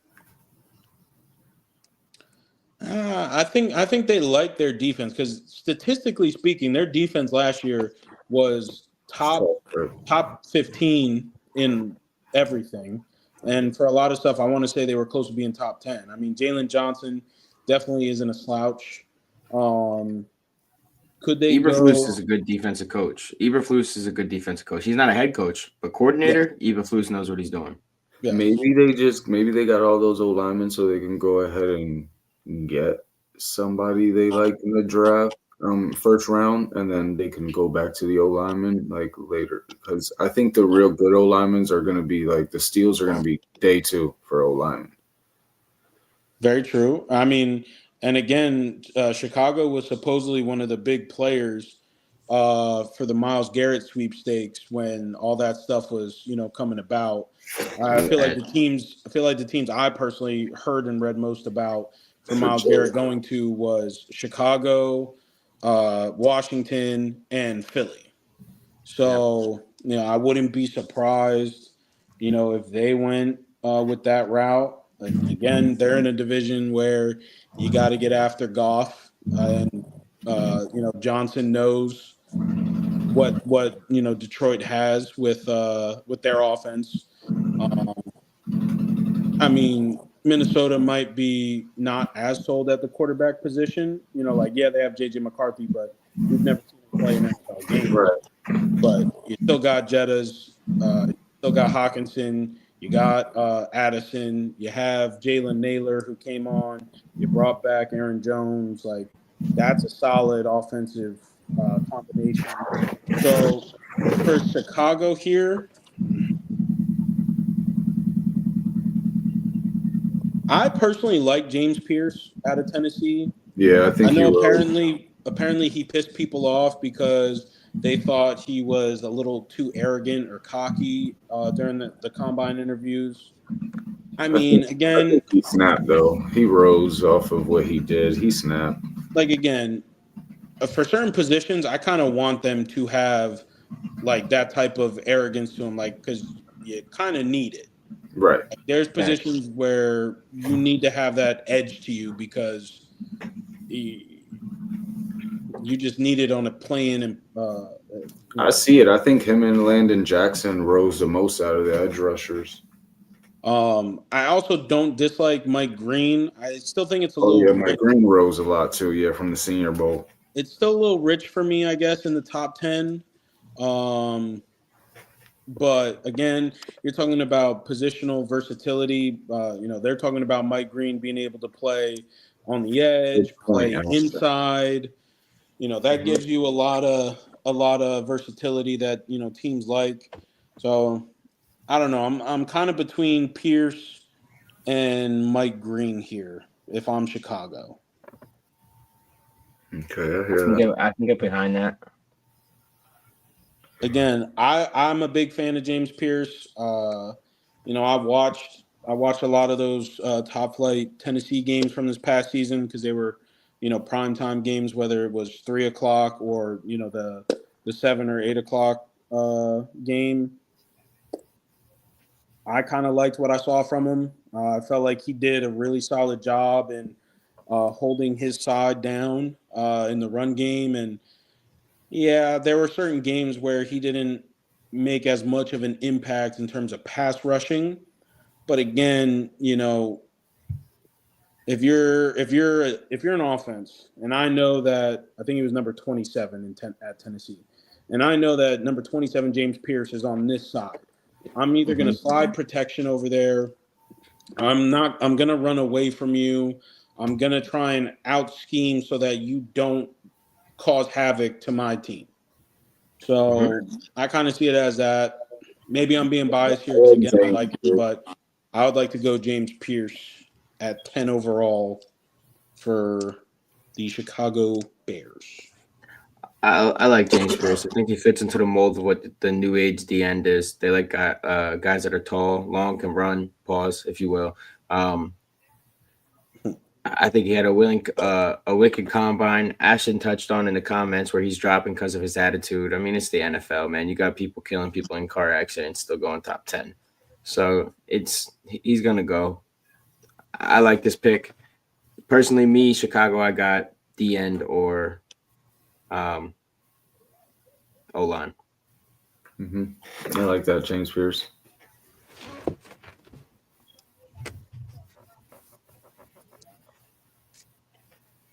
All right, Isaac, you can pick again because San Fran. Well, here they'll go, Tet. Why not? Just makes sense. we got rid of Debo. Yeah. Still got Ayuk. But I don't know what's up with their contract shit. They lost a lot of edge. I mean, I think they're going to sign Joey Bosa. They lost edge. They lost a lot. Joey Bosa went to Buffalo. Oh yeah, he did. Shit, that is right. I forgot about that. Yeah, he did. Ooh, they could use edge. I'm not gonna lie. I'd Jalen go play with my league. If I had a brother, I'm going to play with him. That's yeah, facts. I don't know. Mike Green sitting there still. Mike Green. This could be Josh Simmons. They need O-line. I got two names that I could float out there. What's up? So we talked earlier too when we were over free agency about Hufanga leaving. They also lost Charvarius Ward, who was quote-unquote top corner. Charvarius Ward and Isaac Yiadom. Is this a place where we see Will one of Johnson. the two safeties? Do we see Malachi Starks go here? Ooh. Do we see I'm gonna botch his last name, but the safety from South Carolina that just completely blew every door off its hinges at the combine? Nick Imanwari. Yeah. Imanwari, yeah. I mean, I like Imanwari. I kind of like maybe this is where Will Johnson falls too. Because they lost corner and safety. Yeah, I think their top corner right now is Diamador Lenore, who again, he's a solid guy, but I that's would the only go, name I can think of. I would go here with just Will Johnson, just because he's like but they could go. They need it anywhere in the secondary. I'm going Will Johnson. Will Johnson? Yeah. Shane, this might have gotten set up for you to have your team draft a position to help you out on the offensive side. Oh man, go. Yeah. It did work out in our favor. There's two players here that I like. But in this situation, as a Dallas fan, I'm trading back. This is beautiful. If you're a Cowboys fan, what's on the board right here? This is beautiful. First of all, we don't care about Shador. We don't need Shador. But you're looking at Tet. You're looking at Jalen Walker. You're looking at Kelvin Banks. You're looking at Michael Williams, Mike Green, Jade Barron,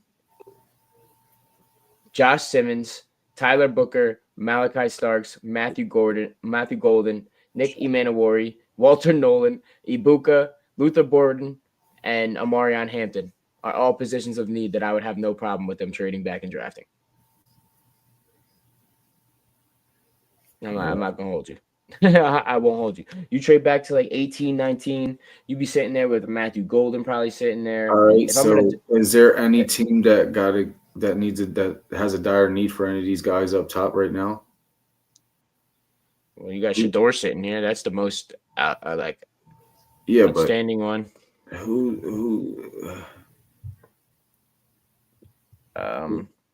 I feel like Pittsburgh would be the next team because even if you get an Aaron Rodgers, he's old, so that's cool. But I feel like Pittsburgh. I feel like Pittsburgh meeting with Jalen Milroe, like I said, though, is them getting Aaron Rodgers and bringing Jalen Milroe in to sit behind him. Because Jalen Milroe ain't ready between the ears. He has all the physical capabilities. True. He don't know how to read a defense. Milroe, yeah. I don't think it'll be Milroe in the first. But Shador falling might intrigue them, you know? Yeah.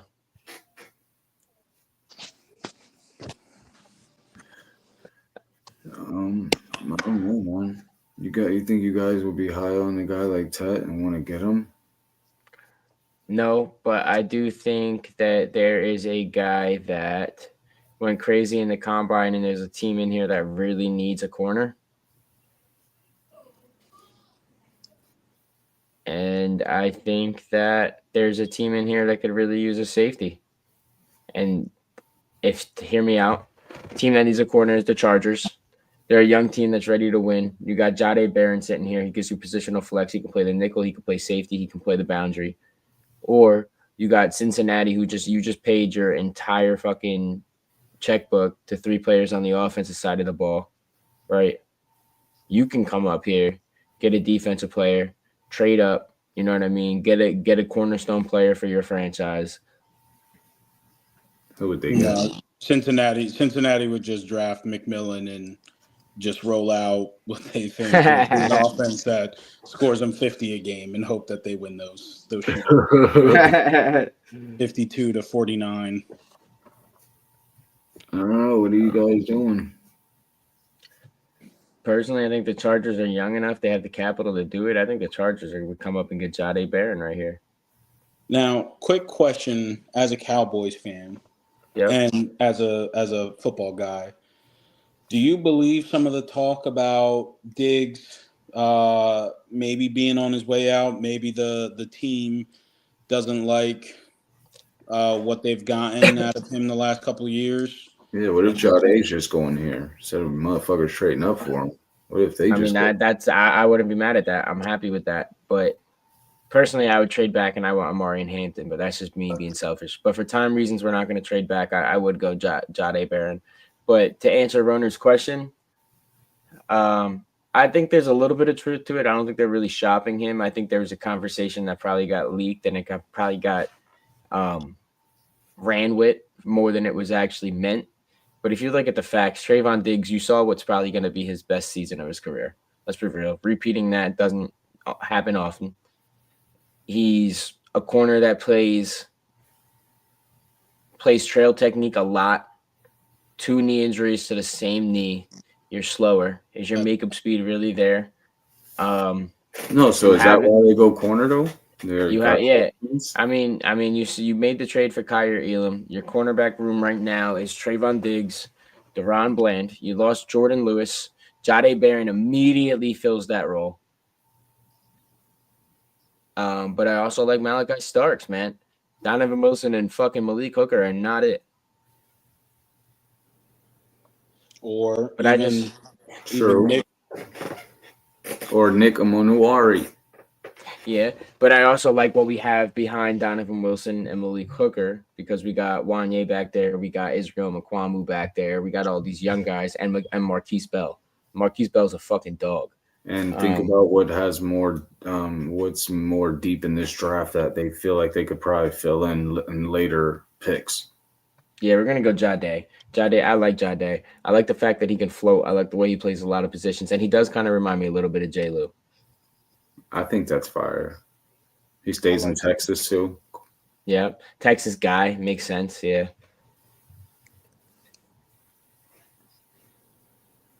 Who's up? Miami's on the clock.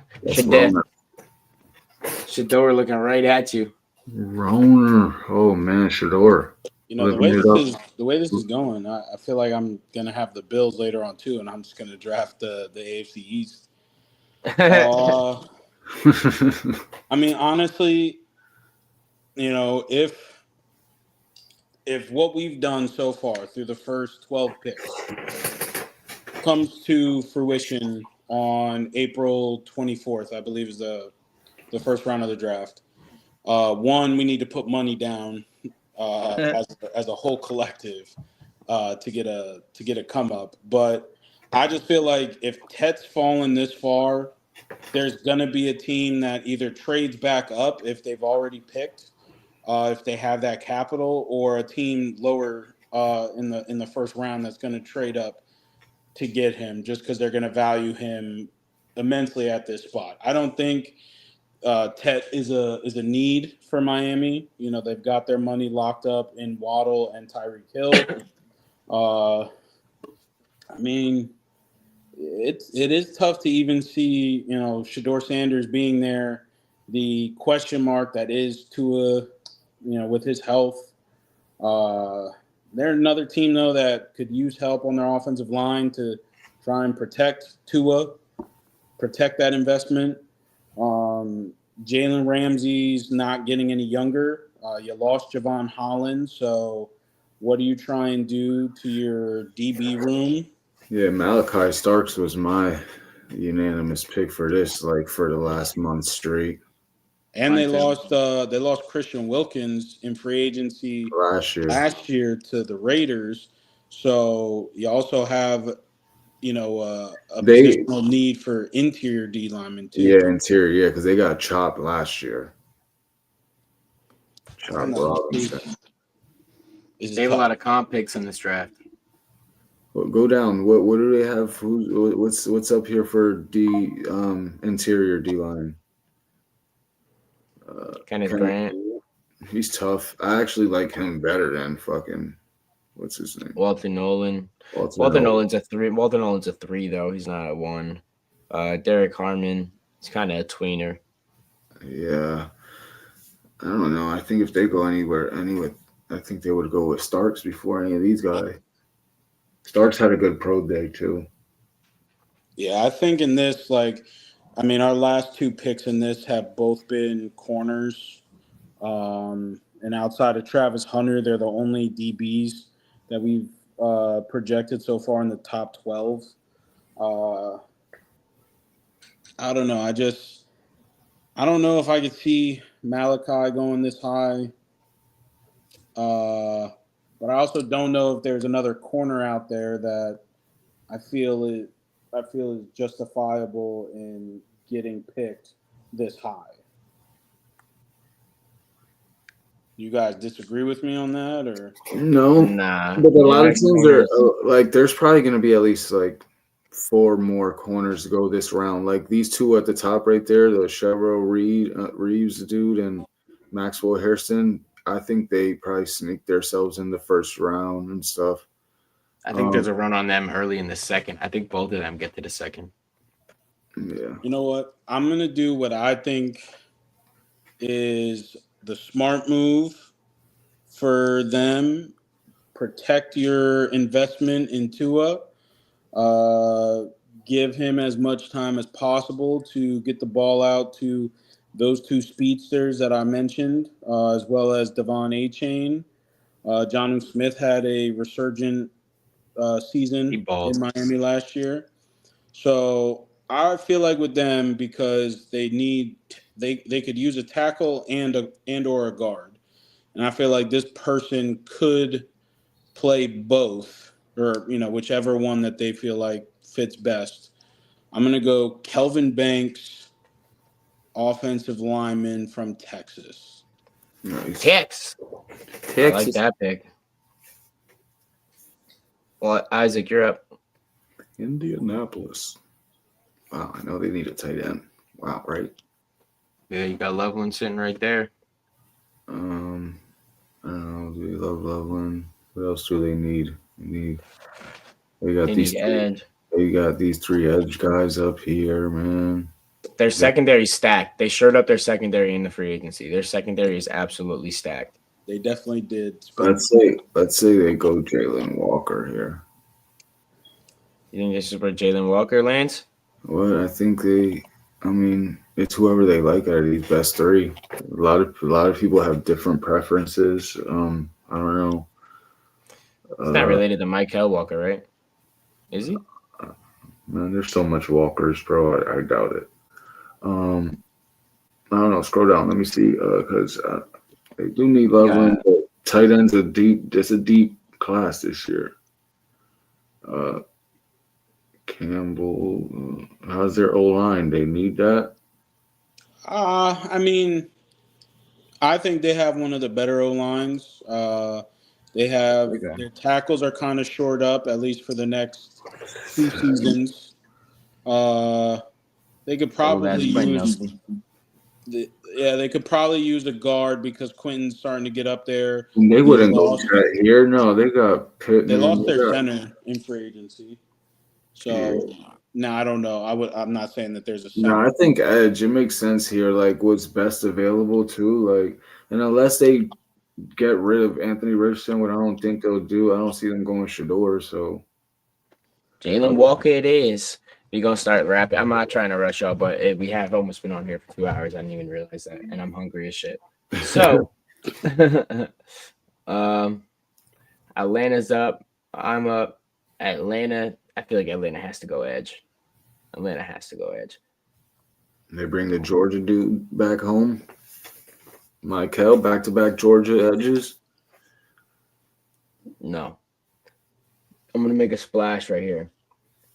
Not necessarily a splash, but I think a guy that made a splash to the Senior Bowl, guy that had 15-plus sacks last year. No, yeah. Mike Green. He went crazy. Yep. Mike Green, I like it. I don't like it. Fuck them, but I like it. And Arizona's on the clock. Rona, you're up. I'm going to go with somebody that I personally like. Someone that they could put in a couple different spots along their D line, the interior of their D line. Again, we talked about getting that interior pressure and QB's not liking it. Obviously, you're playing in the NFC West. You got Stafford, Darnold, Purdy. I'm going to go with Walter Nolan out of Ole Miss. Oh, I like that pick. A lot of people had him in the top 10. I didn't like that, but I do like him as a top 20 pick. Hey, I mean, we're talking about I know the star rating for college sports, especially football, is a little, outplayed. You just kind of have to do certain things well to get 4 stars, 5 stars, and not really play like one. But I don't know. He was a 5-star kid coming out of high school, and I feel like he predominantly played up to that with A&M and then Ole Miss. Okay. Who dat Ike? You up, my boy? We got Cincinnati. Ted. This got to be defense. He said Ted. Yeah, I'll go Michael here just solely off the fact that they lost Hubbard and we don't know what Hendrickson's doing, even though if it's looking like he's still going to come back. But like we said earlier with Cleveland, we went with what's his name because of the simple fact that you want to have those 2 edges in this type of division. So why not bring back Hendrickson and then go get a guy like Michael Williams? And that'll be a start to something great on defense because that whole defense needs rebuild. So it's best to start with the fucking D line to get some pressure. They need a safety too. But They yeah, do I need a agree. safety, It starts in the trenches. Yeah, but I was gonna say I do think they need a safety, but I'd rather start in the trenches. And there's guys like, well, he played there. I was about to say there's guys like Justin Simmons or like, well, he didn't play there. He came from Denver. I'm tripping, but like, yeah, I feel like safety. There's still guys too, day two guys. What you got, Runner? There definitely is guys day two that you could go after. Again, I wouldn't be mad with any type of defensive line addition. I know they brought back B.J. Hill, but I don't know. Like out with Sam Hubbard, I mean him retiring at 29 surprised the hell out of me. Word. And again, I love Trey Hendrickson. I know I said that like in the beginning, but you are talking about someone who's starting to get farther away from that 30 age mark, and everybody talks about how certain positions start to decline once you get past 30. But even like you said, you keep Hendrickson, go pair him with someone else on the opposite side to take pressure off of him. If anything, maybe give him better opportunities to make more plays. Right. Facts. I think that's what they do because you can go get like their second pick. They could hopefully there's a guy like Xavier Watts out there. Starter right away. He's a dog. Day two guy. Makuba. But I think they start with getting some pressure, and especially in this division. Michael. That division, yeah.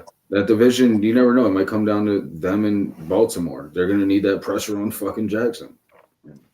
That's pressure with speed. Seattle. I'm up. Ooh. How shitty would it be for Sam Darnold to get paid and then just draft a quarterback right behind you again? I mean, hey, I wouldn't be. Atlanta did it. Like, nobody fucking expected that shit. Like, do we think that they're fully invested into Sam Darnold like that? I mean, for me, if you're giving someone $100 million, you better be. But we already touched on Kirk Cousins, so. I brought that up in our chat when I had him in my mock going to Seattle, and he was like, "No." I was like, "Bro, but do you think he's really They're invested in Sam Darnold?" What else? Seattle. That's a lot of money, though. Man. That's a lot of money, though. But you have a quarterback under rookie contract too. No offense, Seattle's tight end. Yeah. He had a good year. I mean, actually, hey, you know what? This could be a place for Tet Slide to stop. You trade DK, and here's another DK body. Oh yeah. Yeah, I was thinking that too. You know who else I kind of just thought of? Malachi Starks here. You could bring Ibuka, who played with what's his name? JSN. He played with JSN. If they like that connection, they could also bring a guy like Ibuka in. I mean, I like that Tet idea. Tet idea sounds really good. Because they probably wouldn't even think he would have failed. Yeah, I'm going Tet. Honestly, Shador sitting there is crazy. It is, and again, Shador. I don't see him lasting this long without a team trading up to take him off the board. I think he's going. Yeah, he might go to Pittsburgh here, bro, if he's there, because the fuck, he's more of a project than Milroe. Fuck that. All right, Tampa. All right, so with Tampa, I know they lost Tryon Shoyinka, however the fuck you say his name. Forget where he went, but someone else took him in free agency. I mean, Todd Bowles, defensive guy. He's always gonna love his guys. I'm gonna go with a guy that another person that I like his tape, and I'm gonna take Donovan as a Raku off the board here. Nice. I was thinking the same thing. That's a Yeah, fucking his tape steal. is crazy. That's the only thing, like the comp, but his tape's crazy, man. As a Raku, hopefully you get Hassan Reddick. Fuck, He gets a little revitalized. Yaya Diaby had a really good season for him yeah, you last would put year. him somewhere where we gotta fucking deal with him. And then even their first round pick from, was it last year now or 2 years ago now? Kalijah Kancey out Yeah, of Pitt. Big stuff. So keep fortifying that. damn, shit, they're gonna fuck us up. Isaac, you got Denver. That's the game. Automobile goes down. Denver. All right. Sean Payton, my guy. What are we doing? Well, what I'm doing here is all right. No, they did some things in free agency. What they brought in Evan Ingram. They brought in Linebacker Greenlaw. Who else they bring? We were talking about it earlier.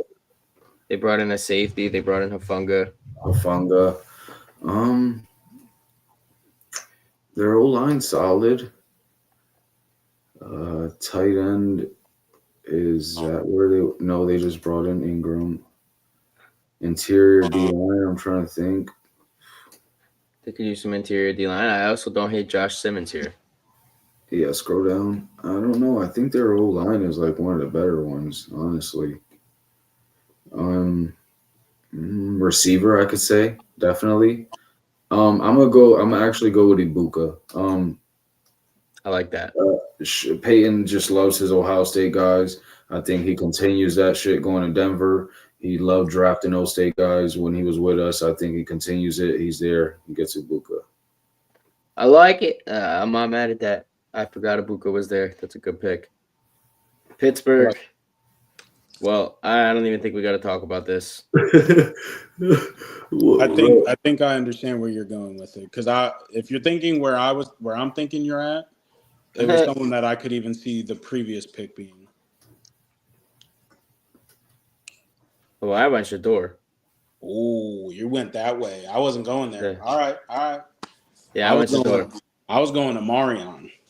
Oh, have a nice little 1-2 punch with Jalen Warren and Amarion. Yeah, tough. But nah, I see that. You gotta quarterback position is the most important position for any franchise to have. Yeah, you have him behind a Rodder for a year too. I'm not gonna lie. This next team, though, which you're picking for, cut Gus Edwards, and J.K. Dobbins is still a free agent. This is where I had Marion Hampton in my mock. And they signed Najee Harris. For LA, I see this as almost signed, sealed, and delivered. Omarion Hampton being, and I like Najee, but I can even see Omarion as the season progresses becoming RB1 and taking those 20 to 25 touches a game.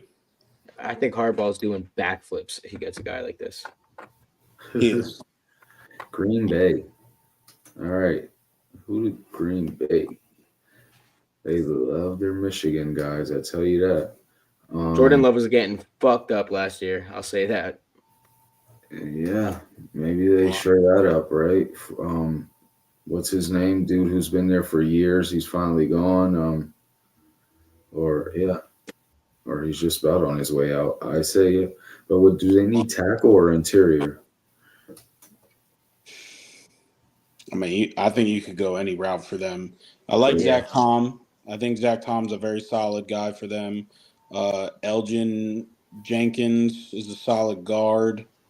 That Gray Zabel, he did really good at the Senior Bowl too. Gray Zabel is such a Packers pick. That is such a Packers. He's North Dakota player up there. I'm going Gray Zabel, dead ass. That is dead ass a Packers pick. You're gonna see interviews. Yeah, I grew up 30 miles from here. Minnesota. This could also be an Omarion Hampton landing spot. Just throwing that out there. Minnesota. Linebacker? I don't know who got this pick. Me. I'm gonna do this for the sole fact because Harry's getting old, and I don't think he should still be here on the board.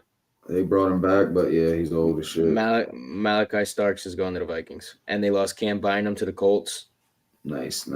Yeah, they need a safety. Malachi Stark to the Vikings. I think that's as perfect of a position that like he could go, and that team would be absolutely elated to have him.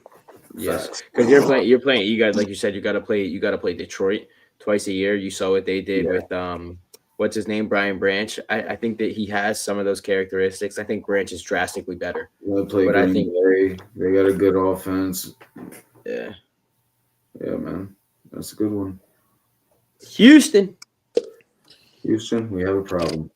You know, I feel like this is pretty simple, especially with the trade. I know that their offensive line got a lot of shit last season, and C.J. Stroud couldn't do anything. But I still don't agree with trading one of the better left tackles. No, yeah, that but- made no sense. But hey, you know they want to completely change their offensive line unit. I'm cool with it. I'm gonna go with someone who I know Shane you're very high on. I'm also high on him. The injury, I don't think that has any longevity negative effect to him. I'm gonna go offensive lineman, offensive tackle Josh Simmons out of the Ohio State. I like it. That's a fucking snag at 25. Yeah. Isaac Rams at 26. Rams at 26. Mm. They need O-line too. They need interior right there. Bam. I'm not gonna lie, I kind of like Loveland there. Another team you can go 21 personnel. You got two backs with Corum and fucking Kyron Williams. You got Puka and Devontae Adams on the outside. You put Colston Loveland with a Higbee. That's scary. Your best bet to win is keep Stafford healthy. So that's a fact. Yeah, that's not it. I can't argue that. You said Tyler Booker. Yeah, I can't argue that. I'm not mad at Tyler Booker here either. I think he's the best actually like position interior O lineman. I think there's tackles that are better than him that'll play interior, but yeah, I like Tyler Booker. He's the best listed interior O lineman. Baltimore. Who did Baltimore just grab? They just grabbed the receiver, right? They got Hopkins. DeAndre Hopkins, they got him. Does that stop them from grabbing another receiver? I like Nick Manowari here. They lost Marcus Williams. Oh yeah, that is true. I didn't even think of that. They lost their safety. They could use an edge though. They could use a corner. Marlon Humphreys fell off a little bit. Who the fuck do they have opposite of Marlon Humphrey? No one, because they lost Brandon Stevens in free agency. I don't remember. I forget exactly where he went, but they lost him. I know that. So they need secondary. They need secondary. And Nate Wiggins really. What did Nate Wiggins do? He's mediocre. He had flashes. Right. I mean, he's all right. He had flashes. He needs weight behind him, in my opinion. Yeah. Wiggins is a little too light. Now, if you want to slide him into a slot, I don't know if he plays well as a slot, but with his weight and everything, he, in theory, should. But I wouldn't be mad here. I think Isaac was right. I'm going to go with the pick that will help you disguise that. You let Kyle Hamilton and A-Man of War, he just kind of flow over the top. Yeah, just him and Hamilton's just sound crazy together. Him and Hamilton. You just let them flow over the top, let Nate Wiggins run. That just sounds like they're just going to be ringing bells, bro. Like that would be the most athletic safety combination that the NFL's probably seen in I don't even know how long. And they're like, we're gonna do it. He said, now when the playoffs come, we're gonna fuck guys up. I'm gonna go head hunting. Detroit Simbas. Ooh, whose pick is this? Detroit. Simba. This is tough. This is a hard one. I think that might be that linebacker finally, Jahad Campbell. This could be corner. Corner, yeah, they lost Carlton Davis. This could be safety. This could be receiver. I like they're not going receiver. Maxwell Hairston here. I got two names that are kind of in my head right now for this. One of them is Kenneth Grant, because again, he'd fall in a similar line of Aiden Hutchinson, not obviously same level, but two Detroit, kids, Michigan Wolverines, staying home. Detroit has two solid guys, in my opinion, on the interior of their D line with Levi. I don't know how you pronounce his last name, but they only signed him to a 1 year, $5.5 million deal. So, maybe they want him to prove it again. And then they have a Lee McNeil who's really come on as a guy in the league. The other guy I'm kind of looking at, just because to make your offense as explosive as possible, and as much as I like JMO, he hasn't shown to be fully available at times, whether due to injury or suspension. A guy like Luther Burden, that kind of another speed guy that you could go along with JMO. That'll be fire. Let Amon-Ra St. Brown and Sam Laporta eat up the middle of the field. But I kind of like Kenneth Grant. Just pick better. I like both of them. I'm gonna give you this, runner, before you give us your definite answer. The Lions, I feel like they lost a lot when Aiden Hutchinson broke his leg, and I don't feel like they ever made up anything opposite of him. So I think they have to go defensive line depth here. It's a very valid point. Yeah, because who did they bring in late to try to fill that void? And Zadarius.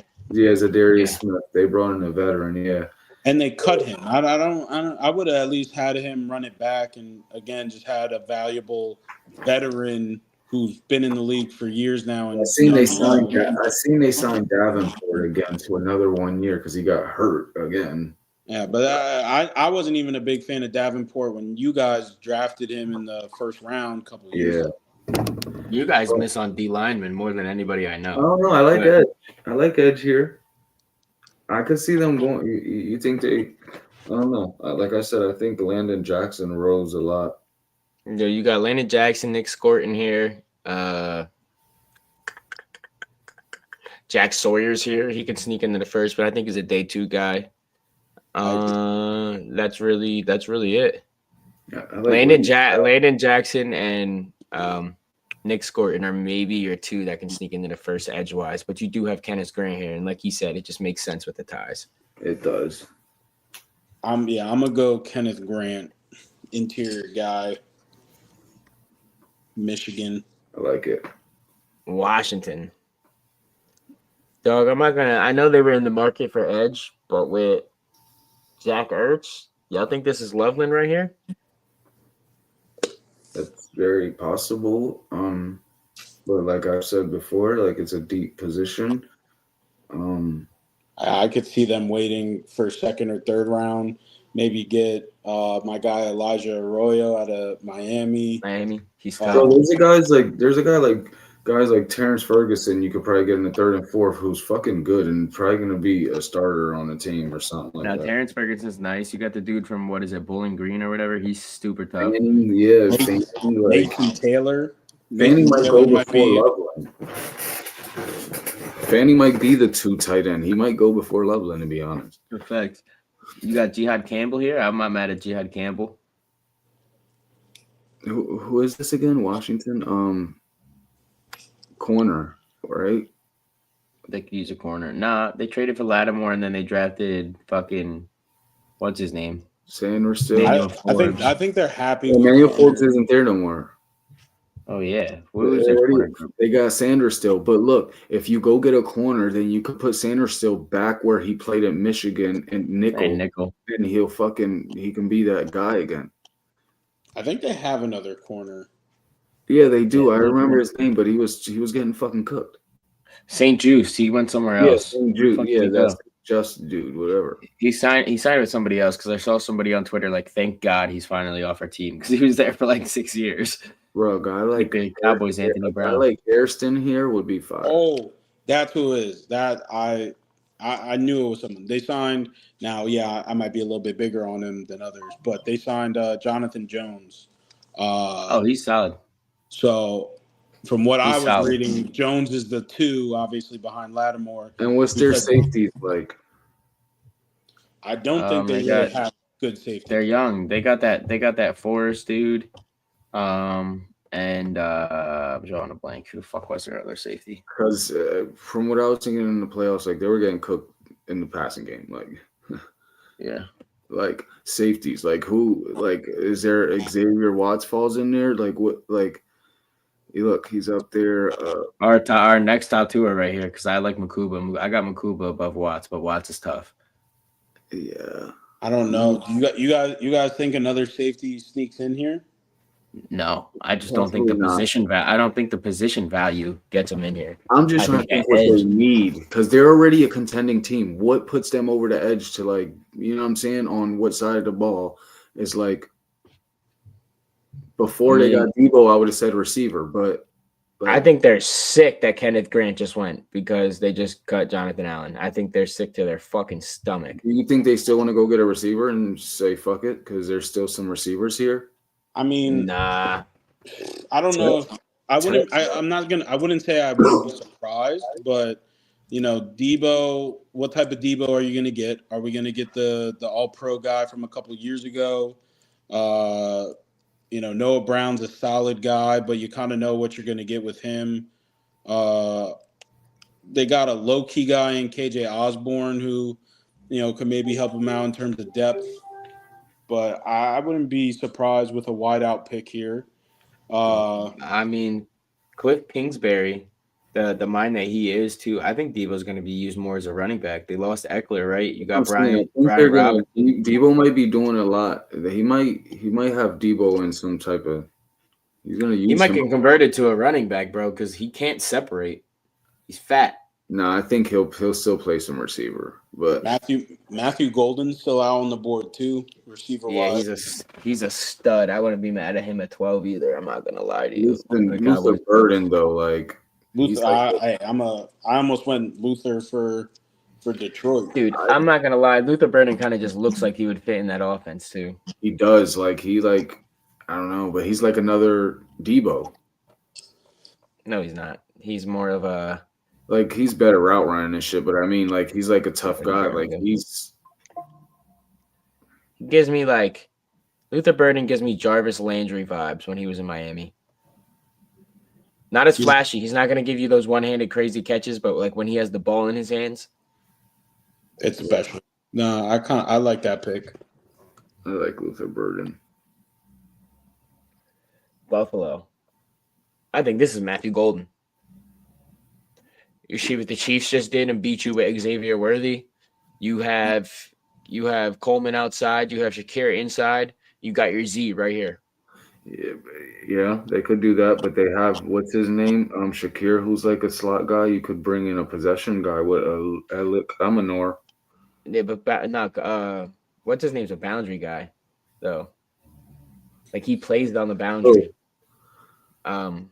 Matthew Golden. Oh, okay. He can play in the slot, but he likes to play. He plays in the boundary too. Okay. I like him outside. I like him as a Z. Sure. They and what's his name got an arm, you know, he would probably love to play with Golden. Golden's fast as fuck. He just ran like a 4-3. They could use a corner too. That's where I'm kind of at with their defense. I could see them going for a linebacker. I know they brought back Bernard, but Matt Milano, when he's healthy, has shown to be one of the best linebackers. But he's been so hurt over the last couple of years that's been a big detriment. How about safeties? Didn't they lose them both last year and shit? I was about to say their safety group, like, you know, DeMar Hamlin, you know, he's gone. No, they brought him back. I think it was like a 1-year deal, but they brought him back. Okay. And then they got the Cole Bishop kid that they drafted in the second round, I believe, last year. He got a little love, a little play, but their corners, I mean, you know, Rasul Douglas is still a free agent. They just traded Kyer Elam Oh to yeah, Dallas. I like Hairston here. I like Hairston over Revel. That's me though. I like Harrison.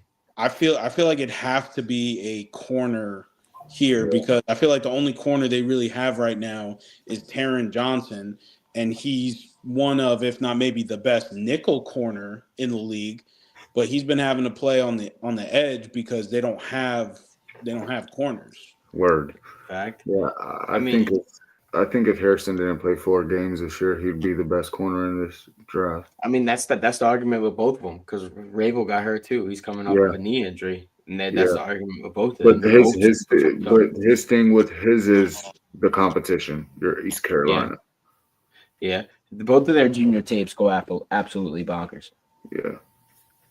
I like Hairston here. And he had when I watched the DBs at the combine, he stood out the most. Yeah, he was moving well. KC, is this Loveland? Kelsey's fucking replacement, but they have like Noah Gray and 17 other tight ends. Kelsey's fucking replacement. But they got all those receivers. Golden. They brought back Nick Bolt. They brought back Nick Bolton. Golden makes sense. I don't know.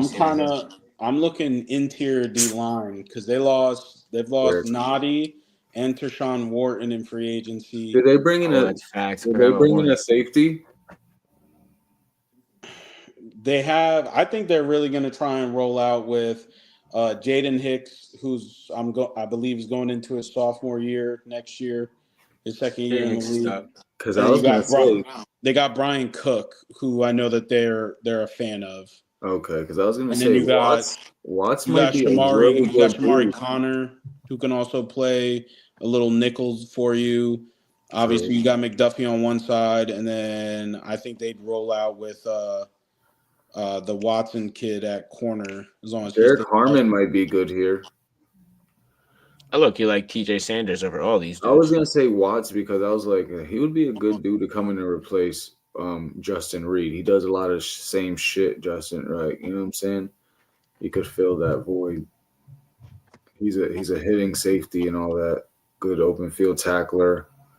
He's the best tackling safety in the draft. Derek Harmon, that's a good decision. I think if you're going interior, he's a big body. I don't know.